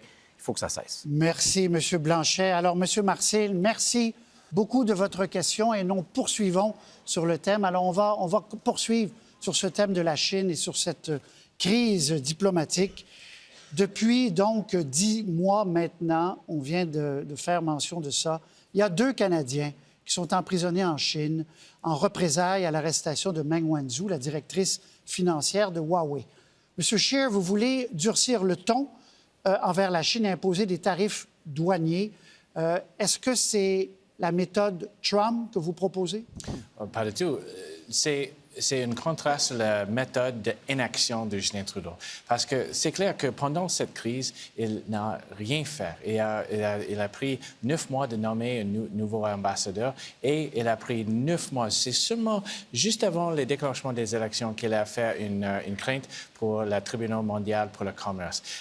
Avec mon approche, on va montrer au gouvernement de la Chine qu'on va défendre nos intérêts, on va défendre nos producteurs agricoles et on va défendre les Canadiens qui y sont détenus. Et une autre chose, je dois dire, l'excuse pendant cette crise pour ne pas, au part du gouvernement, de ne pas ingérer dans l'affaire de l'exécutif de Huawei, c'est que le gouvernement ne peut pas, le premier ministre ne peut pas ingérer dans une poursuite criminelle. Mais pendant l'affaire de SNC-Lavalin, c'est Justin Trudeau qui a essayé d'ingérer. Ça, c'est nuire notre position versus le gouvernement de la Chine, parce qu'avec Trudeau, il a dit quelque chose, mais fait la chose d'autre. Faisons la comparaison. Le Canada a à peu près le même poids relatif face à la Chine ou face aux États-Unis ou face à l'Europe qu'il y a toujours eu.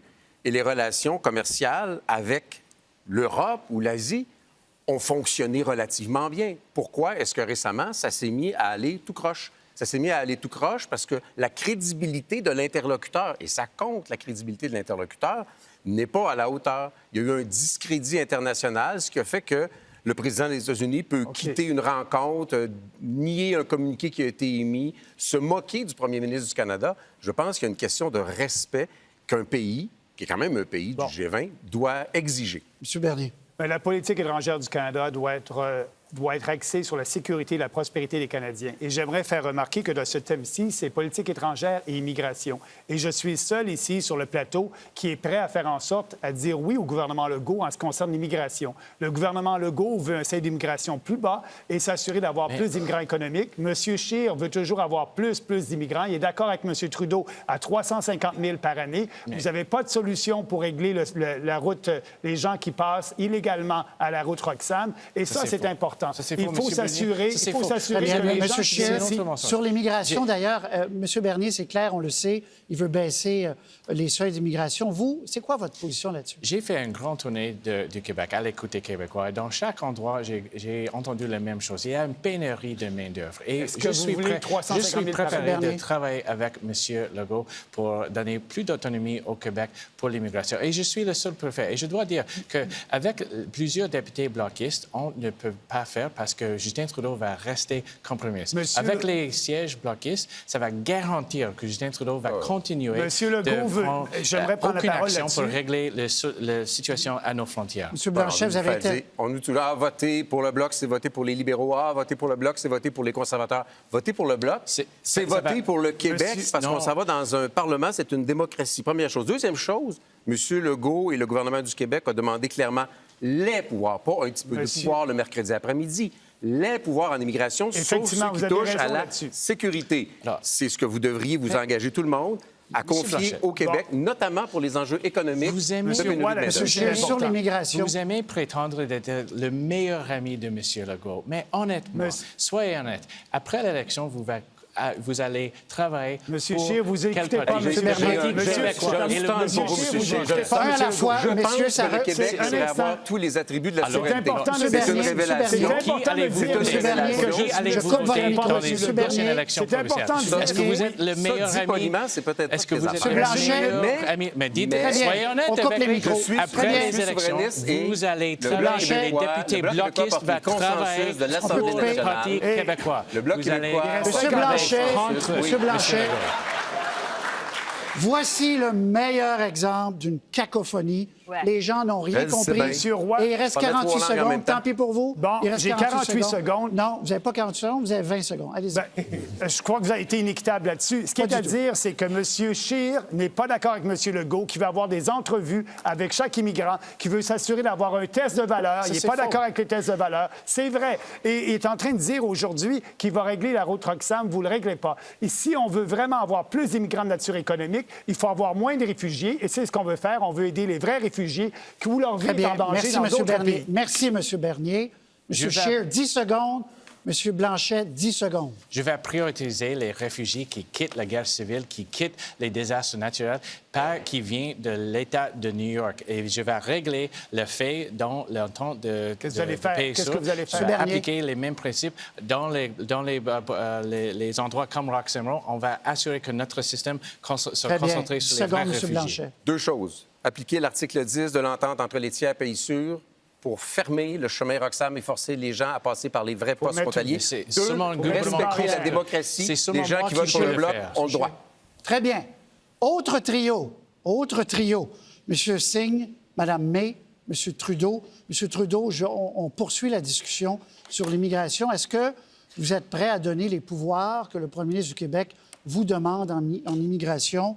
Il y a l'histoire du test des valeurs et il y a aussi la possibilité de baisser les seuils pour une catégorie d'immigrants. On a travaillé et M. Legault a baissé les seuils d'immigration pour le Québec parce que le Québec a beaucoup de pouvoir en matière d'immigration, plus que toute autre province, et c'est une bonne chose à cause de l'identité québécoise et la protection de la langue. D'ailleurs, s'ils veulent appliquer un test lors du certificat de sélection, c'est tout à fait correct et c'est approprié qu'ils le fassent. On reconnaît l'importance que le gouvernement de Québec ait plus de contrôle sur l'immigration. C'est quelque chose que nous avons toujours bien travaillé avec le gouvernement du Québec depuis 4 ans dessus. Très bien. Trio vert. Madame May, M. Singh. Oui, monsieur. Les Verts, nous sommes absolument ouverts de parler avec M. Legault parce que nous, comme Verts, nous sommes absolument engagés de travailler avec la nation québécoise d'égal à égal. Mais au niveau fédéral, au niveau pour tout notre pays, nous sommes engagés pour augmentation du niveau d'immigration à cause de deux choses. Nous avons besoin des travailleurs et travailleuses et en même temps, nous avons les obligations parce que nous sommes un pays industrialisé. Nous avons contribué plus que notre nombre de population de crise climatique et nous avons le problème des réfugiés climatiques. Très bien. M. Singh. Oui, on est prêt de travailler avec le Québec. C'est tellement important. On veut mieux financer les mieux intégration des gens. Mais quelque chose m'a achalé un peu. M. Blanchet a dit voter pour le Bloc, c'est voter pour le Québec. Et ça m'achale un peu parce que, oui, le Bloc, c'est vous. Mais le Québec, c'est une diversité d'opinions, c'est une diversité des régions, c'est une diversité de voix. Donc, vous n'avez pas un monopole sur le Québec. C'est pour ça qu'on va en élection. Pas du tout. Vous n'avez pas un monopole. Et d'ailleurs, j'allais justement dire la même chose parce que je suis fier québécois et je suis fédéraliste et je suis fier canadien. Et ce qu'on a vu en 2015, c'est que les Québécois ont choisi de faire partie d'un gouvernement et c'est ça qui a mis fin à 10 ans de M. Harper qui n'investit pas en culture, qui coupait partout et qui proposait de l'austérité. Et maintenant que le Bloc veut reprendre une place et vouer les Québécois encore une fois à l'opposition, les Québécois doivent réfléchir très, très clairement. Est-ce qu'ils veulent faire partie d'un gouvernement qui va continuer à lutter contre les changements climatiques, à travailler main dans la main avec Québec sur des priorités communes? C'est exactement ce qu'on fait depuis 4 ans et ce qu'on va continuer de faire. Donc, M. Trudeau, c'est clair que vous donnez des belles paroles maintenant. Mais en fait, vous êtes premier ministre de vos petits amis. Vous avez rencontré des secteurs pétroliers 1500 fois. Et puis après, ce n'était pas hasard que vous avez acheté un pipeline. Très bien. Vous avez continué on n'est vraiment donner pas des sur subventions au secteur pétrolier. M. Singh, permettez-moi, on n'est pas sur le sujet. On était sur l'immigration. J'ai accepté parce que l'immigration, au pouvoir du Québec, ça a débordé. Mais là, on ne revient pas au pipeline pour l'instant. Oui. Madame May. Merci, M. Roy. Au sujet de l'immigration, M. Trudeau, vous avez fait quelque chose que vous avez promis de jamais faire. Et ça, c'est de cacher les lois dans les projets de loi omnibus budgétaires. Et dans le dernier projet de loi omnibus budgétaire, vous avez caché les choses avec une violation des droits des réfugiés. Donc, caché dans un projet de loi omnibus, nous avons les choses qui arrêtaient les droits humains, annuler les droits humains des personnes qui veulent chercher une vie sécuritaire ici au Canada. C'est tout à fait faux, Mme May. Nous comprenons que les Canadiens croient qu'on devrait avoir un système rigoureux et équitable qui s'applique à tout le monde. Et on est en train de suivre toutes les normes et on est en train de mener les normes à l'international pour protéger les droits de la personne, pour s'assurer que tout le monde qui arrive dans nos frontières, que ce soit de façon régulière ou irrégulière, passe par l'intégrité de notre système d'immigration. On a un système fort qui continue à s'appliquer, mais il y a des gens qui misent sur la peur et la division comme on voit partout dans le monde. On a une solution claire pour régler le problème de traverser la frontière irrégulière. Ça, c'est de suspendre l'accord de tiers pays sûrs. Mais vous n'avez pas le courage de le faire parce que vous n'avez le courage de dénoncer quelqu'un comme Trump qui met les enfants dans des prisons. Ce n'est pas sécuritaire pour eux. Donc, pourquoi vous n'avez pas le courage de dire non à Trump, de suspendre le tiers pays sûrs? J'apprécie l'opportunité de parler des relations avec les États-Unis parce qu'on est dans une situation de relations internationales. Et les relations avec les Américains, c'est la relation la plus importante pour un premier ministre canadien ou pour un pays. On a pu sécuriser l'ALENA dans un moment de protectionnisme et imprévisibilité. Vous avez des brèches. Trudeau, la question, c'était vous avez des brèches sur la gestion de l'Europe. Vous avez augmenté les prix des médicaments. Vous avez aucune protection pour les travailleurs. Merci, M. Singh. La question, 10 secondes, c'était l'accord sur les tiers pays sûrs. Oui. Est-ce qu'il s'ouvre ou il ne peut pas s'ouvrir? On continue de le travailler avec les Américains. Ça, c'est un non. Alec Castonguay va se joindre à moi pour poser des questions donc à chacun des chefs en rafale. Alec Castonguay, chef du bureau politique de l'Actualité. Bonsoir à vous. Bonsoir, messieurs. Bonsoir, madame. Première question pour M. Trudeau. Plusieurs citoyens nous ont écrit parce qu'ils sont inquiets, préoccupés par la cinquantaine de migrants qui arrivent chaque jour sur le chemin Roxham à la frontière canadienne. Est-ce que pour vous, c'est un problème? Oui, c'est un problème. Parce que on est dans un monde maintenant où 60-65 millions de personnes sont des migrants, sont des gens déplacés.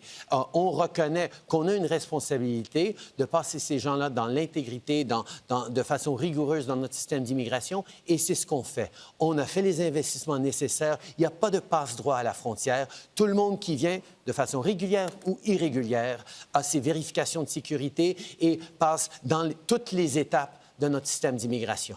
Merci, M. Trudeau. Madame May, le réchauffement climatique est un problème planétaire et pas seulement canadien.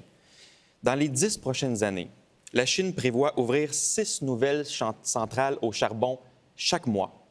Comment s'assurer que les efforts canadiens ne sont pas anéantis, annulés par les autres pays? C'est pas possible pour moi de donner une garantie, mais je suis absolument certaine que ce Canada reste comme maintenant, comme un pays industrialisé, riche, qui sont absolument engagés d'augmenter les niveaux de gaz à effet de serre. C'est impossible pour nous de jouer un rôle dans le monde, dans les négociations des Nations unies. Nous avons eu, dans les temps passés, le rôle de leader. Nous avons perdu ce rôle à cause de notre absolument échec contre le désastre du changement climatique. Je suis certaine qu'avec un plan comme Mission Possible, nous pouvons encore jouer un rôle comme leader. Merci, Mme May. Monsieur Bernier, vous souhaitez que le Canada accueille moins d'immigrants, moins de réfugiés. Vous souhaitez couper dans l'aide aux pays pauvres. Vous souhaitez vous désengager de l'ONU. Est-ce que le Canada a un rôle à jouer dans le monde? Effectivement, le Canada a un rôle à jouer dans le monde avec ses alliés, mais d'abord, il faut aider les Canadiens en premier, c'est ce qui est important.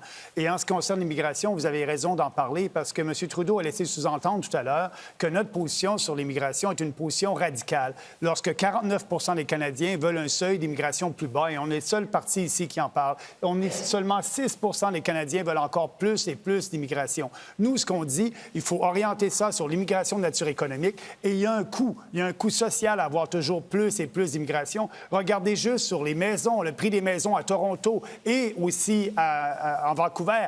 41 des immigrants vont dans ces grandes villes-là et ça fait une pression à la hausse sur les logements là-bas. Donc, il faut s'assurer d'avoir un seuil plus bas. Merci. Monsieur Scheer, vous souhaitez diminuer de 25 l'aide aux pays pauvres, ce qui ramènerait la contribution canadienne à son niveau de 1965. Est-ce que vous ne tournez pas le dos à la tradition canadienne? Pas du tout. On va éliminer 25 de l'aide étrangère qui, à ce moment, vont à les pays relativement avec les revenus élevés. On va garder cet argent ici pour rendre la vie plus abordable pour les Canadiens. On va payer pour notre baisse d'impôt universelle, ça c'est 850 $ pour une couple de revenus moyenne. Et on va éliminer la TPS sur les factures domicile, d'hydro. Et tout ça en coupant l'aide aux pays pauvres. Et aussi les subventions corporatives. Et aussi, on va avoir notre plateforme tout chiffrée bientôt. Et c'est au contraire que M. Trudeau qui cache les chiffres de plus de 50 de ses engagements. Merci, M. Scheer. M. Blanchet, vous avez dit que le Canada aurait dû se mêler de ses affaires et ne pas arrêter la directrice financière de Huawei, Meng Wanzhou, à la demande des États-Unis. Selon vous, est-ce que la règle de droit est négociable en fonction de la puissance du client ou du pays? Je pense que c'était pas simple de même. La réalité est que les États-Unis ont invoqué des règles de droit qui rentraient dans des notions de commerce. C'était pas le geste criminel, c'était vraiment lié à des sanctions. C'est complexe. C'était lié à des sanctions que le Canada n'a pas à cautionner. Et lorsque tu embarques sur une patinoire comme ça contre un adversaire, ça devient un adversaire aussi puissant que la Chine, et que c'est des agriculteurs du Québec et des agriculteurs de l'Ouest qui paient le prix de ça, tu t'es comporté de façon que je qualifierais d'irresponsable. Faut que tu penses aux conséquences. Et les Américains ne sont pas venus aider le Canada par la suite. Ils n'ont rien fait. Comment on fait pour faire respecter nos traités d'extradition si on ne répond pas à nos alliés quand eux demandent? Dans le cas présent, c'était un traité d'extradition, c'était un enjeu d'extradition lié à des sanctions commerciales imposées par les Américains qui n'étaient pas liées à des gestes criminels de cette dame-là. Merci, M. Blanchet. M. Singh, chaque fois que le Canada signe un accord commercial, que ce soit avec les États-Unis ou avec l'Europe, le NPD s'y oppose. Êtes-vous libre-échangiste ou protectionniste? Donc, pour moi, c'est une question de quelle sorte d'échange. Pour moi, si l'échange donne un avantage aux travailleurs, le travail, c'est bon. Mais ce qu'on a vu avec M. Trudeau, il veut avoir des échanges, et aussi avec M. Scheer comme un conservateur, il veut avoir des échanges qui donnent tout le pouvoir, tout le bénéfice aux plus riches, mais ça n'aide pas de tous les travailleurs et travailleuses. Ce que je veux voir, c'est des accords où on donne des bénéfices, des avantages pour les travailleurs et travailleuses. Parce que je ne travaille pas pour les plus riches, je travaille pour vous, pour les gens. Mais M. Singh, l'Europe et les États-Unis ont quand même des valeurs qui ressemblent au Canada pour les travailleurs. Pourquoi ne pas être d'accord avec ces accords-là? Donc, par exemple, avec l'ALENA, on a eu des brèches dans la gestion d'offres. On a eu une augmentation des prix des médicaments et finalement, pas de protection pour les travailleurs ou l'environnement. Merci, M. Singh. Merci, Alec, pour vos beaucoup, questions. Merci, madame. Merci beaucoup. Prochain thème. Identité, éthique et gouvernance. Nous lançons le thème avec une question d'une citoyenne. Elle est à Montréal. Lise Pigeon. Bonsoir, Madame Pigeon. Bonsoir, Patrice. Alors, nous vous écoutons. Les chefs vous écoutent. Votre question. J'ai 63 ans. Je suis atteinte de sclérose en plaques depuis près de 30 ans et surtout d'arthrite rhumatoïde sévère depuis 12 ans. Je ne marche plus, je souffre, je porte des culottes d'incontinence, j'ai des plaies de pression et j'en passe. Madame May, messieurs, afin de permettre à vos proches et à nous tous un jour d'avoir le droit de mourir dans la dignité, promettez-vous aux électeurs, oui ou non, d'alléger la loi actuelle comme le recommande la juge Baudouin de la Cour supérieure du Québec, mais ce, bien sûr, sans créer d'embûches supplémentaires. Merci. Merci infiniment, Madame Pigeon. Je vous reviens après les réponses. Madame May, vous êtes la première à répondre. Madame Beaujon, je suis vraiment touchée par votre situation et je veux donner à vous mes sympathies et aussi un engagement parce qu'on doit changer cette loi. J'ai fait mes efforts dans le Parlement, dans l'étude du projet de loi pour permettre l'aide à mourir et la dignité, les droits des citoyens de choisir la façon et le moment de mort en dignité. Je veux faire encore la même chose dans le prochain Parlement. Merci, Madame May. Monsieur Singh. Madame, ma réponse est oui. Et merci infiniment pour avoir le courage de partager une question assez difficile et pour partager votre histoire qui est aussi tellement difficile. Ça prend beaucoup de courage et je veux vous remercier. Et c'est clair avec le jugement au Québec que les critères sont trop limités et ça ne donne pas la dignité. Donc, ce que je veux faire, c'est d'enlever les limites parce que c'est trop limité. Je veux vous donner plus de pouvoir d'avoir le droit de mourir dans la dignité. C'est une décision difficile, mais il faut avoir accès à ce droit important. Donc oui, je suis avec vous et oui, on peut le faire. Merci, M. Singh. M. Blanchet. La réponse est très évidemment oui. C'est un phénomène très nouveau. C'est une loi, c'est une philosophie nouvelle au Québec comme au Canada. Et je vous félicite et je félicite les gens qui sont allés au tribunal parce que vous vous êtes emparés de cette loi-là. Vous avez dit maintenant, c'est à nous, puis on veut aussi participer à comment ça va se vivre, puis à comment ça va s'appliquer. Je pense que les gouvernements doivent s'engager fermement à respecter le jugement sans condition, quitte à travailler en parallèle par la suite, à continuer à bonifier ces lois-là. Il est essentiel que le jugement soit respecté. Merci, M. Blanchet. M. Trudeau. Merci, Mme Pigeon, pour votre question et pour votre courage d'être avec nous aussi ce soir. C'est une question extrêmement personnelle pour les individus, pour les familles, et nous devons être là en tant que gouvernement pour vous aider à naviguer ces questions difficiles. Oui, nous allons alléger la loi dans les prochains 6 mois parce que nous reconnaissons depuis le début que c'était une nouvelle loi, un équilibre qu'il fallait chercher entre la protection des plus vulnérables et le respect des droits et des choix de chacun, chacune. Et on comprenait, même il y a 3-4 ans, quand on a amené cette loi-là, que les tribunaux, la société, tout allait évoluer et nous, on va évoluer avec. Merci pour votre question. Merci, M. Trudeau. M. Scheer. Alors, merci beaucoup pour la question et bon courage. Vous avez toutes mes sympathies. C'est évident que c'est un enjeu très personnel.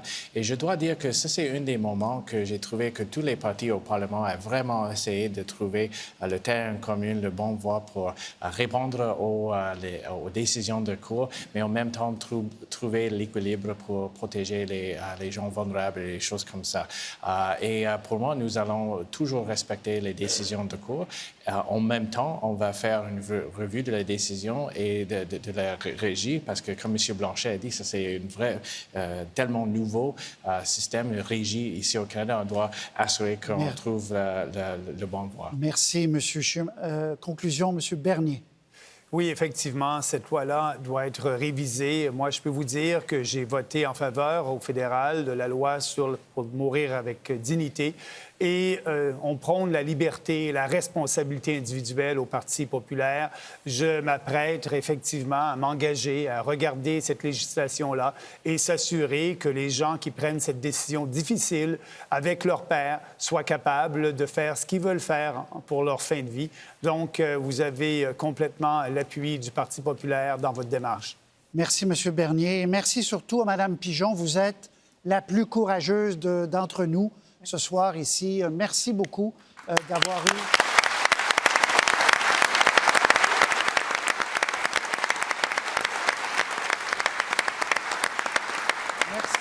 Merci beaucoup d'avoir eu le courage de venir nous parler. Je sais que ce n'était pas facile nécessairement et c'est un débat important et qui va suivre son cours. On vient de l'entendre. Merci, Mme Pigeon. Bonne fin de soirée. Merci. Merci. Nous poursuivons avec la première confrontation à trois, M. Singh, M. Trudeau et M. Bernier. Inutile de vous dire qu'on a reçu une tonne de questions sur la laïcité. Je vous repose à vous trois, et je le ferai aux trois autres, la question assez simplement. Allez-vous intervenir dans la contestation de la loi 21 sur la laïcité? Et si oui, à quelle étape? Donnez-nous des détails. Parce qu'on a l'impression que vous êtes tellement prudent pour ne pas perdre de vote au Québec que ça devient tellement confus, votre discours. Je vous en prie, soyez clair, M. Singh. Je commence avec vous. Oui, d'accord. J'étais toujours clair. Je ne veux pas intervenir Je ne veux pas intervenir. Et ce que je veux faire, c'est de toujours lutter contre le concept de division. Je suis contre, évidemment, l'idée de discrimination. Moi, je pense que beaucoup de gens qui font face à cette discrimination dans leur vie, c'est complètement inacceptable. Mais je veux gagner les cœurs des gens. Donc, je suis au Québec, je suis à travers le pays et je parle aux gens et je dis, oui, je porte un turban, mais je suis pour le droit d'avortement. Je suis pour le droit de mourir dans la dignité. Je suis pour la lutte contre la crise climatique. Et oui, je porte un turban, mais je partage vos valeurs. C'est une question de valeurs. Donc, si on veut protéger la société, il faut renforcer les droits des femmes. Il faut renforcer le droit d'avoir l'avortement. Ça, c'est comment on peut créer une société plus juste et je suis prêt pour le faire. M. Trudeau. J'ai toujours été clair, moi aussi, que nous n'interviendrons pas à cette étape-ci parce que c'est une question où les Québécois sont en train de mettre au défi devant les tribunaux cette loi qu'ils trouvent injuste. Mais je trouve aussi que ce serait irresponsable pour un gouvernement fédéral de fermer la porte à tout jamais à intervenir dans un cas, à une étape future, dans un cas de liberté et de droits fondamentaux. On devrait être là pour protéger les francophones en dehors du Québec. On devrait être là pour protéger les droits des femmes, les droits des communautés LGBT ou bien les droits des minorités religieuses. Je vais toujours défendre les droits de tout le monde et on verra aux prochaines étapes. Bien, M. Trudeau vient nous dire qu'il va intervenir et puis M. Singh a dit le contraire de ce qu'il avait dit en anglais récemment. Moi, je peux vous dire que j'ai une parole et effectivement, laissez-moi terminer, je peux vous dire que j'ai une parole et on n'interviendra pas. C'est une décision du Québec. La laïcité au Québec est un fait maintenant. C'est passé dans une législation et il faut respecter ça. Le Québec a sa propre juridiction, a la propre compétence de passer une loi sur la laïcité et nous allons la respecter. Nous n'allons pas intervenir comme va faire M. Trudeau, comme il vient de le dire. Et M. Singh, en anglais, avait dit le contraire. C'est important de le souligner. M. Singh, vous aviez dit en conférence de presse après le dernier débat qu'à l'étape de la Cour suprême, vous interviendriez. Alors, pouvez-vous préciser exactement? Non, pas de... J'ai répété seulement un fait. M. Trudeau l'a dit. Il y a un fait et je l'ai répété. Mais ce que j'ai dit clairement... Je ne veux pas intervenir. Il y a une poursuite. Je ne veux pas intervenir. Ce que je veux faire, c'est de gagner le cœur des gens. J'ai toujours dit ça et je veux faire ça parce que je sais que la politique de division, ce n'est pas bon pour la société. Ça fait mal à la société. J'ai été très clair qu'il y a une possibilité d'une intervention éventuelle, mais ce n'est pas garanti, M. Bernier, parce que nous allons laisser les étapes suivre leur cours. Mais pensez-y, je pense que les Canadiens s'attendent à ce qu'un gouvernement fédéral soit là pour défendre les communautés francophones. Si, par exemple, un gouvernement majoritaire conservateur de Doug Ford s'attaque aux francophones en Ontario. On s'attend qu'un gouvernement fédéral tienne parole pour défendre les droits des femmes contre un gouvernement conservateur provincial qui voulait renverser ces priorités-là. On sera là pour défendre les droits fondamentaux de tout le monde. M. Bernier, conclusion là-dessus. Donc, la conclusion est bien simple. On veut intervenir, on veut empêcher et faire en sorte que le consensus au Québec qui existe sur la loi de la laïcité ne soit pas respecté. Et c'est votre position. Un fédéral qui va intervenir, le gouvernement fédéral qui va dire au Québec quoi faire dans ses propres champs de compétences. Et nous, au Parti populaire, on veut respecter, M. Trudeau, la Constitution, contrairement à vous. On ne veut pas s'ingérer. Le Québec a pris une décision, le gouvernement a pris une décision avec le courage politique que M. Legault et le gouvernement du Québec a eu. Moi, je respecte cette décision-là. Et il y a un consensus. Et quand vous traitez cette loi-là, quand vous dites que cette loi-là est une loi discriminatoire, dernière minute de jeu, M. Trudeau a touché les droits des femmes. Donc, c'est une chose de dire que oui, on protège les droits des femmes. L'autre chose de le faire. Maintenant, au Nouveau-Brunswick, ils sont en train de fermer le seul endroit où on a accès aux services de droit d'avortement. Mais vous n'avez fait rien pour protéger l'accès aux services d'avortement au Nouveau-Brunswick. Comment vous pouvez dire une chose en public, oui, je suis pour les droits, mais en privé, ce que vous faites, ce n'est pas la même chose. M. Trudeau, là-dessus, sur la dernière clinique d'avortement, effectivement, privée Nous sommes très préoccupés par la décision du gouvernement conservateur au Nouveau-Brunswick qui retourne en arrière sur les droits des femmes. On avait travaillé avec l'ancien gouvernement libéral au Nouveau-Brunswick pour améliorer l'accès à l'avortement. Là, on voit un gouvernement conservateur qui s'est fait élire, qui n'est pas là pour défendre les droits des femmes. Et c'est ça le danger avec M. Scheer. Il ne sera pas là pour défendre les droits des femmes. Très bien. Merci beaucoup à vous deux. Deuxième trio sur le sujet. Et on va poursuivre donc avec Mme May, M. Scheer, M. Blanchet. Et je veux rapidement rester sur l'avortement. On va revenir à la laïcité, mais je veux rester sur l'avortement. Une seconde. M. Scheer, vous engagez-vous à améliorer l'accès à l'avortement malgré vos convictions pro-vie? Pour la dernière fois, je vais dire, j'ai toujours été clair sur cette question. Je suis personnellement pro-vie, mais on ne va pas changer l'accès ou les lois. C'est la même chose pendant les dernières premiers ministres libéraux, conservateurs. Ne va pas changer sous mon leadership. Comme je suis premier ministre, on ne va pas changer les lois ou l'accès. Point final. Voilà. Monsieur Blanchet, je reviens sur la laïcité. Et j'ai une question pour vous. Et j'ai une question pour vous. Et je vais relancer le trio. Si la Cour suprême invalidait la loi québécoise sur la laïcité, en tout ou en partie, est-ce que, selon vous, ça relancerait l'option souverainiste? Je ne sais pas qu'est-ce que les Québécois feraient dans ce cas-là, mais pour les Québécois, la notion de laïcité, c'est une valeur progressiste, héritée de la Révolution tranquille. C'est généreux, c'est accueillant, c'est bienveillant, ça protège l'égalité de tout le monde, ça protège l'égalité des sexes. C'est pas quelque chose de contraignant ou de restrictif dans le cœur et la tête des Québécois. J'apprécie ceux qui reconnaissent que c'est à Québec de décider. Je comprends les ambiguïtés. M. Singh, vous dites pas la même affaire en français et en anglais. Les journalistes vous ont travaillé, ça n'a pas donné la même affaire. Puis quand on parle de laïcité, M. Trudeau nous parle du Nouveau-Brunswick puis du droit à l'avortement. Les Québécois sont capables d'avoir des gens avec lesquels ils n'auront pas de doute quant à l'engagement sur la laïcité. Est-ce que les gens qui se feraient virer de bord, encore une fois, par la Cour suprême, se diraient « Oh, on a été, négligés. Il y a eu un manque de respect institutionnel par la plus haute instance juridique du Canada. » Et il y en a sûrement qui se poseraient la question. Mais je suis convaincu que telle n'est pas l'intention du gouvernement Legault, qui n'est pas un gouvernement souverainiste. Il y a seulement moi qui peut être premier ministre qui était toujours clair sur cette question. On ne veut pas intervenir. Pas veut pas, mais va pas. Ça, c'est mon position le premier jour de la campagne. C'est mon position aujourd'hui et ça va être ma position après l'élection. Mais c'est clair que la priorité de M. Blanchet, c'est de réanimer le mouvement souverainiste. Il va travailler avec le Parti québécois le lendemain après l'élection pour relancer les débats pour un autre référendum. Ça, c'est son priorité. Ça, c'est clair.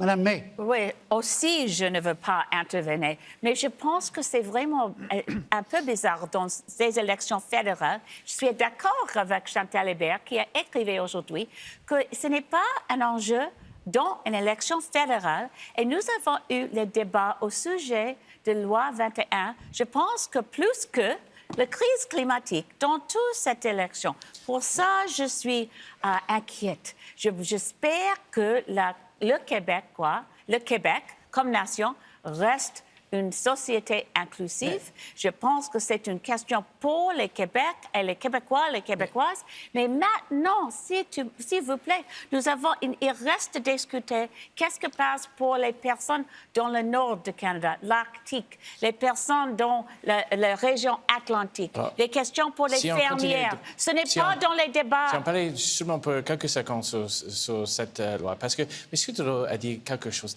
tellement bizarre. On parle de la loi 21 au Québec. Il a commencé de parler des autres enjeux de autres provinces. Il était obsédé de les politiques provinciales de l'Ontario. Il a même mélangé une menace hypothétique pour justifier son position incohérente sur cet enjeu. Mais il n'y a pas le monopole sur les affaires bizarres parce que vous venez d'en dire une pas mal, vous aussi. Non, mais ça, c'est... Vous êtes en train dans vous une... qui avez travaillé... Je ne suis pas Justin Trudeau, là. Coupez-moi pas la parole aux 3 secondes. Vous êtes en train de dire que le gouvernement Legault se fait l'instrument d'une tactique bloquiste qui va soutenir la loi 21 pour faire avancer le Bloc, puis que le lendemain, le Bloc va aller travailler avec les 9 députés du Parti québécois contre le gouvernement Legault, alors que la dernière fois que j'ai vérifié, le 21 octobre, c'est pas un référendum sur la souveraineté, c'est une élection fédérale où le Bloc québécois dit aux Québécois « N'envoyez pas à Ottawa des gens qui vont défaire ce que vous avez demandé à ceux de Québec de faire. » La chose que j'ai dit, c'est que vous prétendez être le meilleur ami de M. Legault. Vous cachez vos intentions. Vous cachez vos intentions actuelles pour gagner les sièges, alors que vous pouvez réanimer le mouvement souverainiste le lendemain après les élections, le concentrer sur le même, c'est votre priorité. Ma priorité, c'est d'améliorer la qualité de tous les Canadiens, de baisser les impôts, de rendre la vie plus abordable. Ça, c'est ma priorité. Arrêtez de vous chicaner. S'il vous plaît, j'ai le droit de parler un peu, s'il vous plaît. Allez-y. Madame May, allez-y. Oui. Dans la question de loi 21, je pense que tous les chefs ont le problème parce que tout le monde dit qu'au niveau fédéral, sauf pour M. Benny, que nous sommes contre la loi, mais en même temps, on doit respecter le Québec et les décisions de cour, attendre les décisions de contestation qui sont maintenant en train au Québec. Voilà. Merci, Mme May. On vous a laissé parler.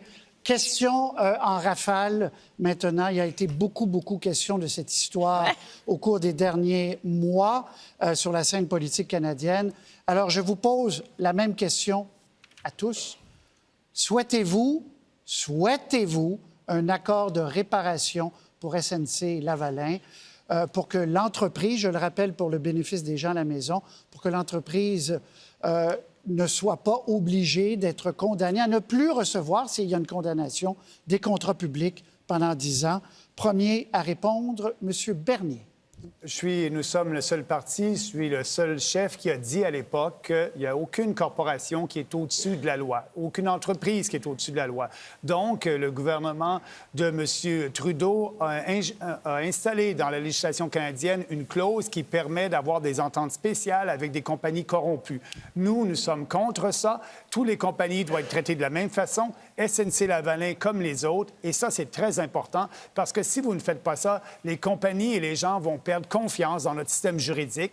Nous, les petites compagnies sont poursuivies lorsqu'il arrive quelque chose. Les grandes, ça doit être la même chose aussi. Très bien. Donc, non. Monsieur Singh.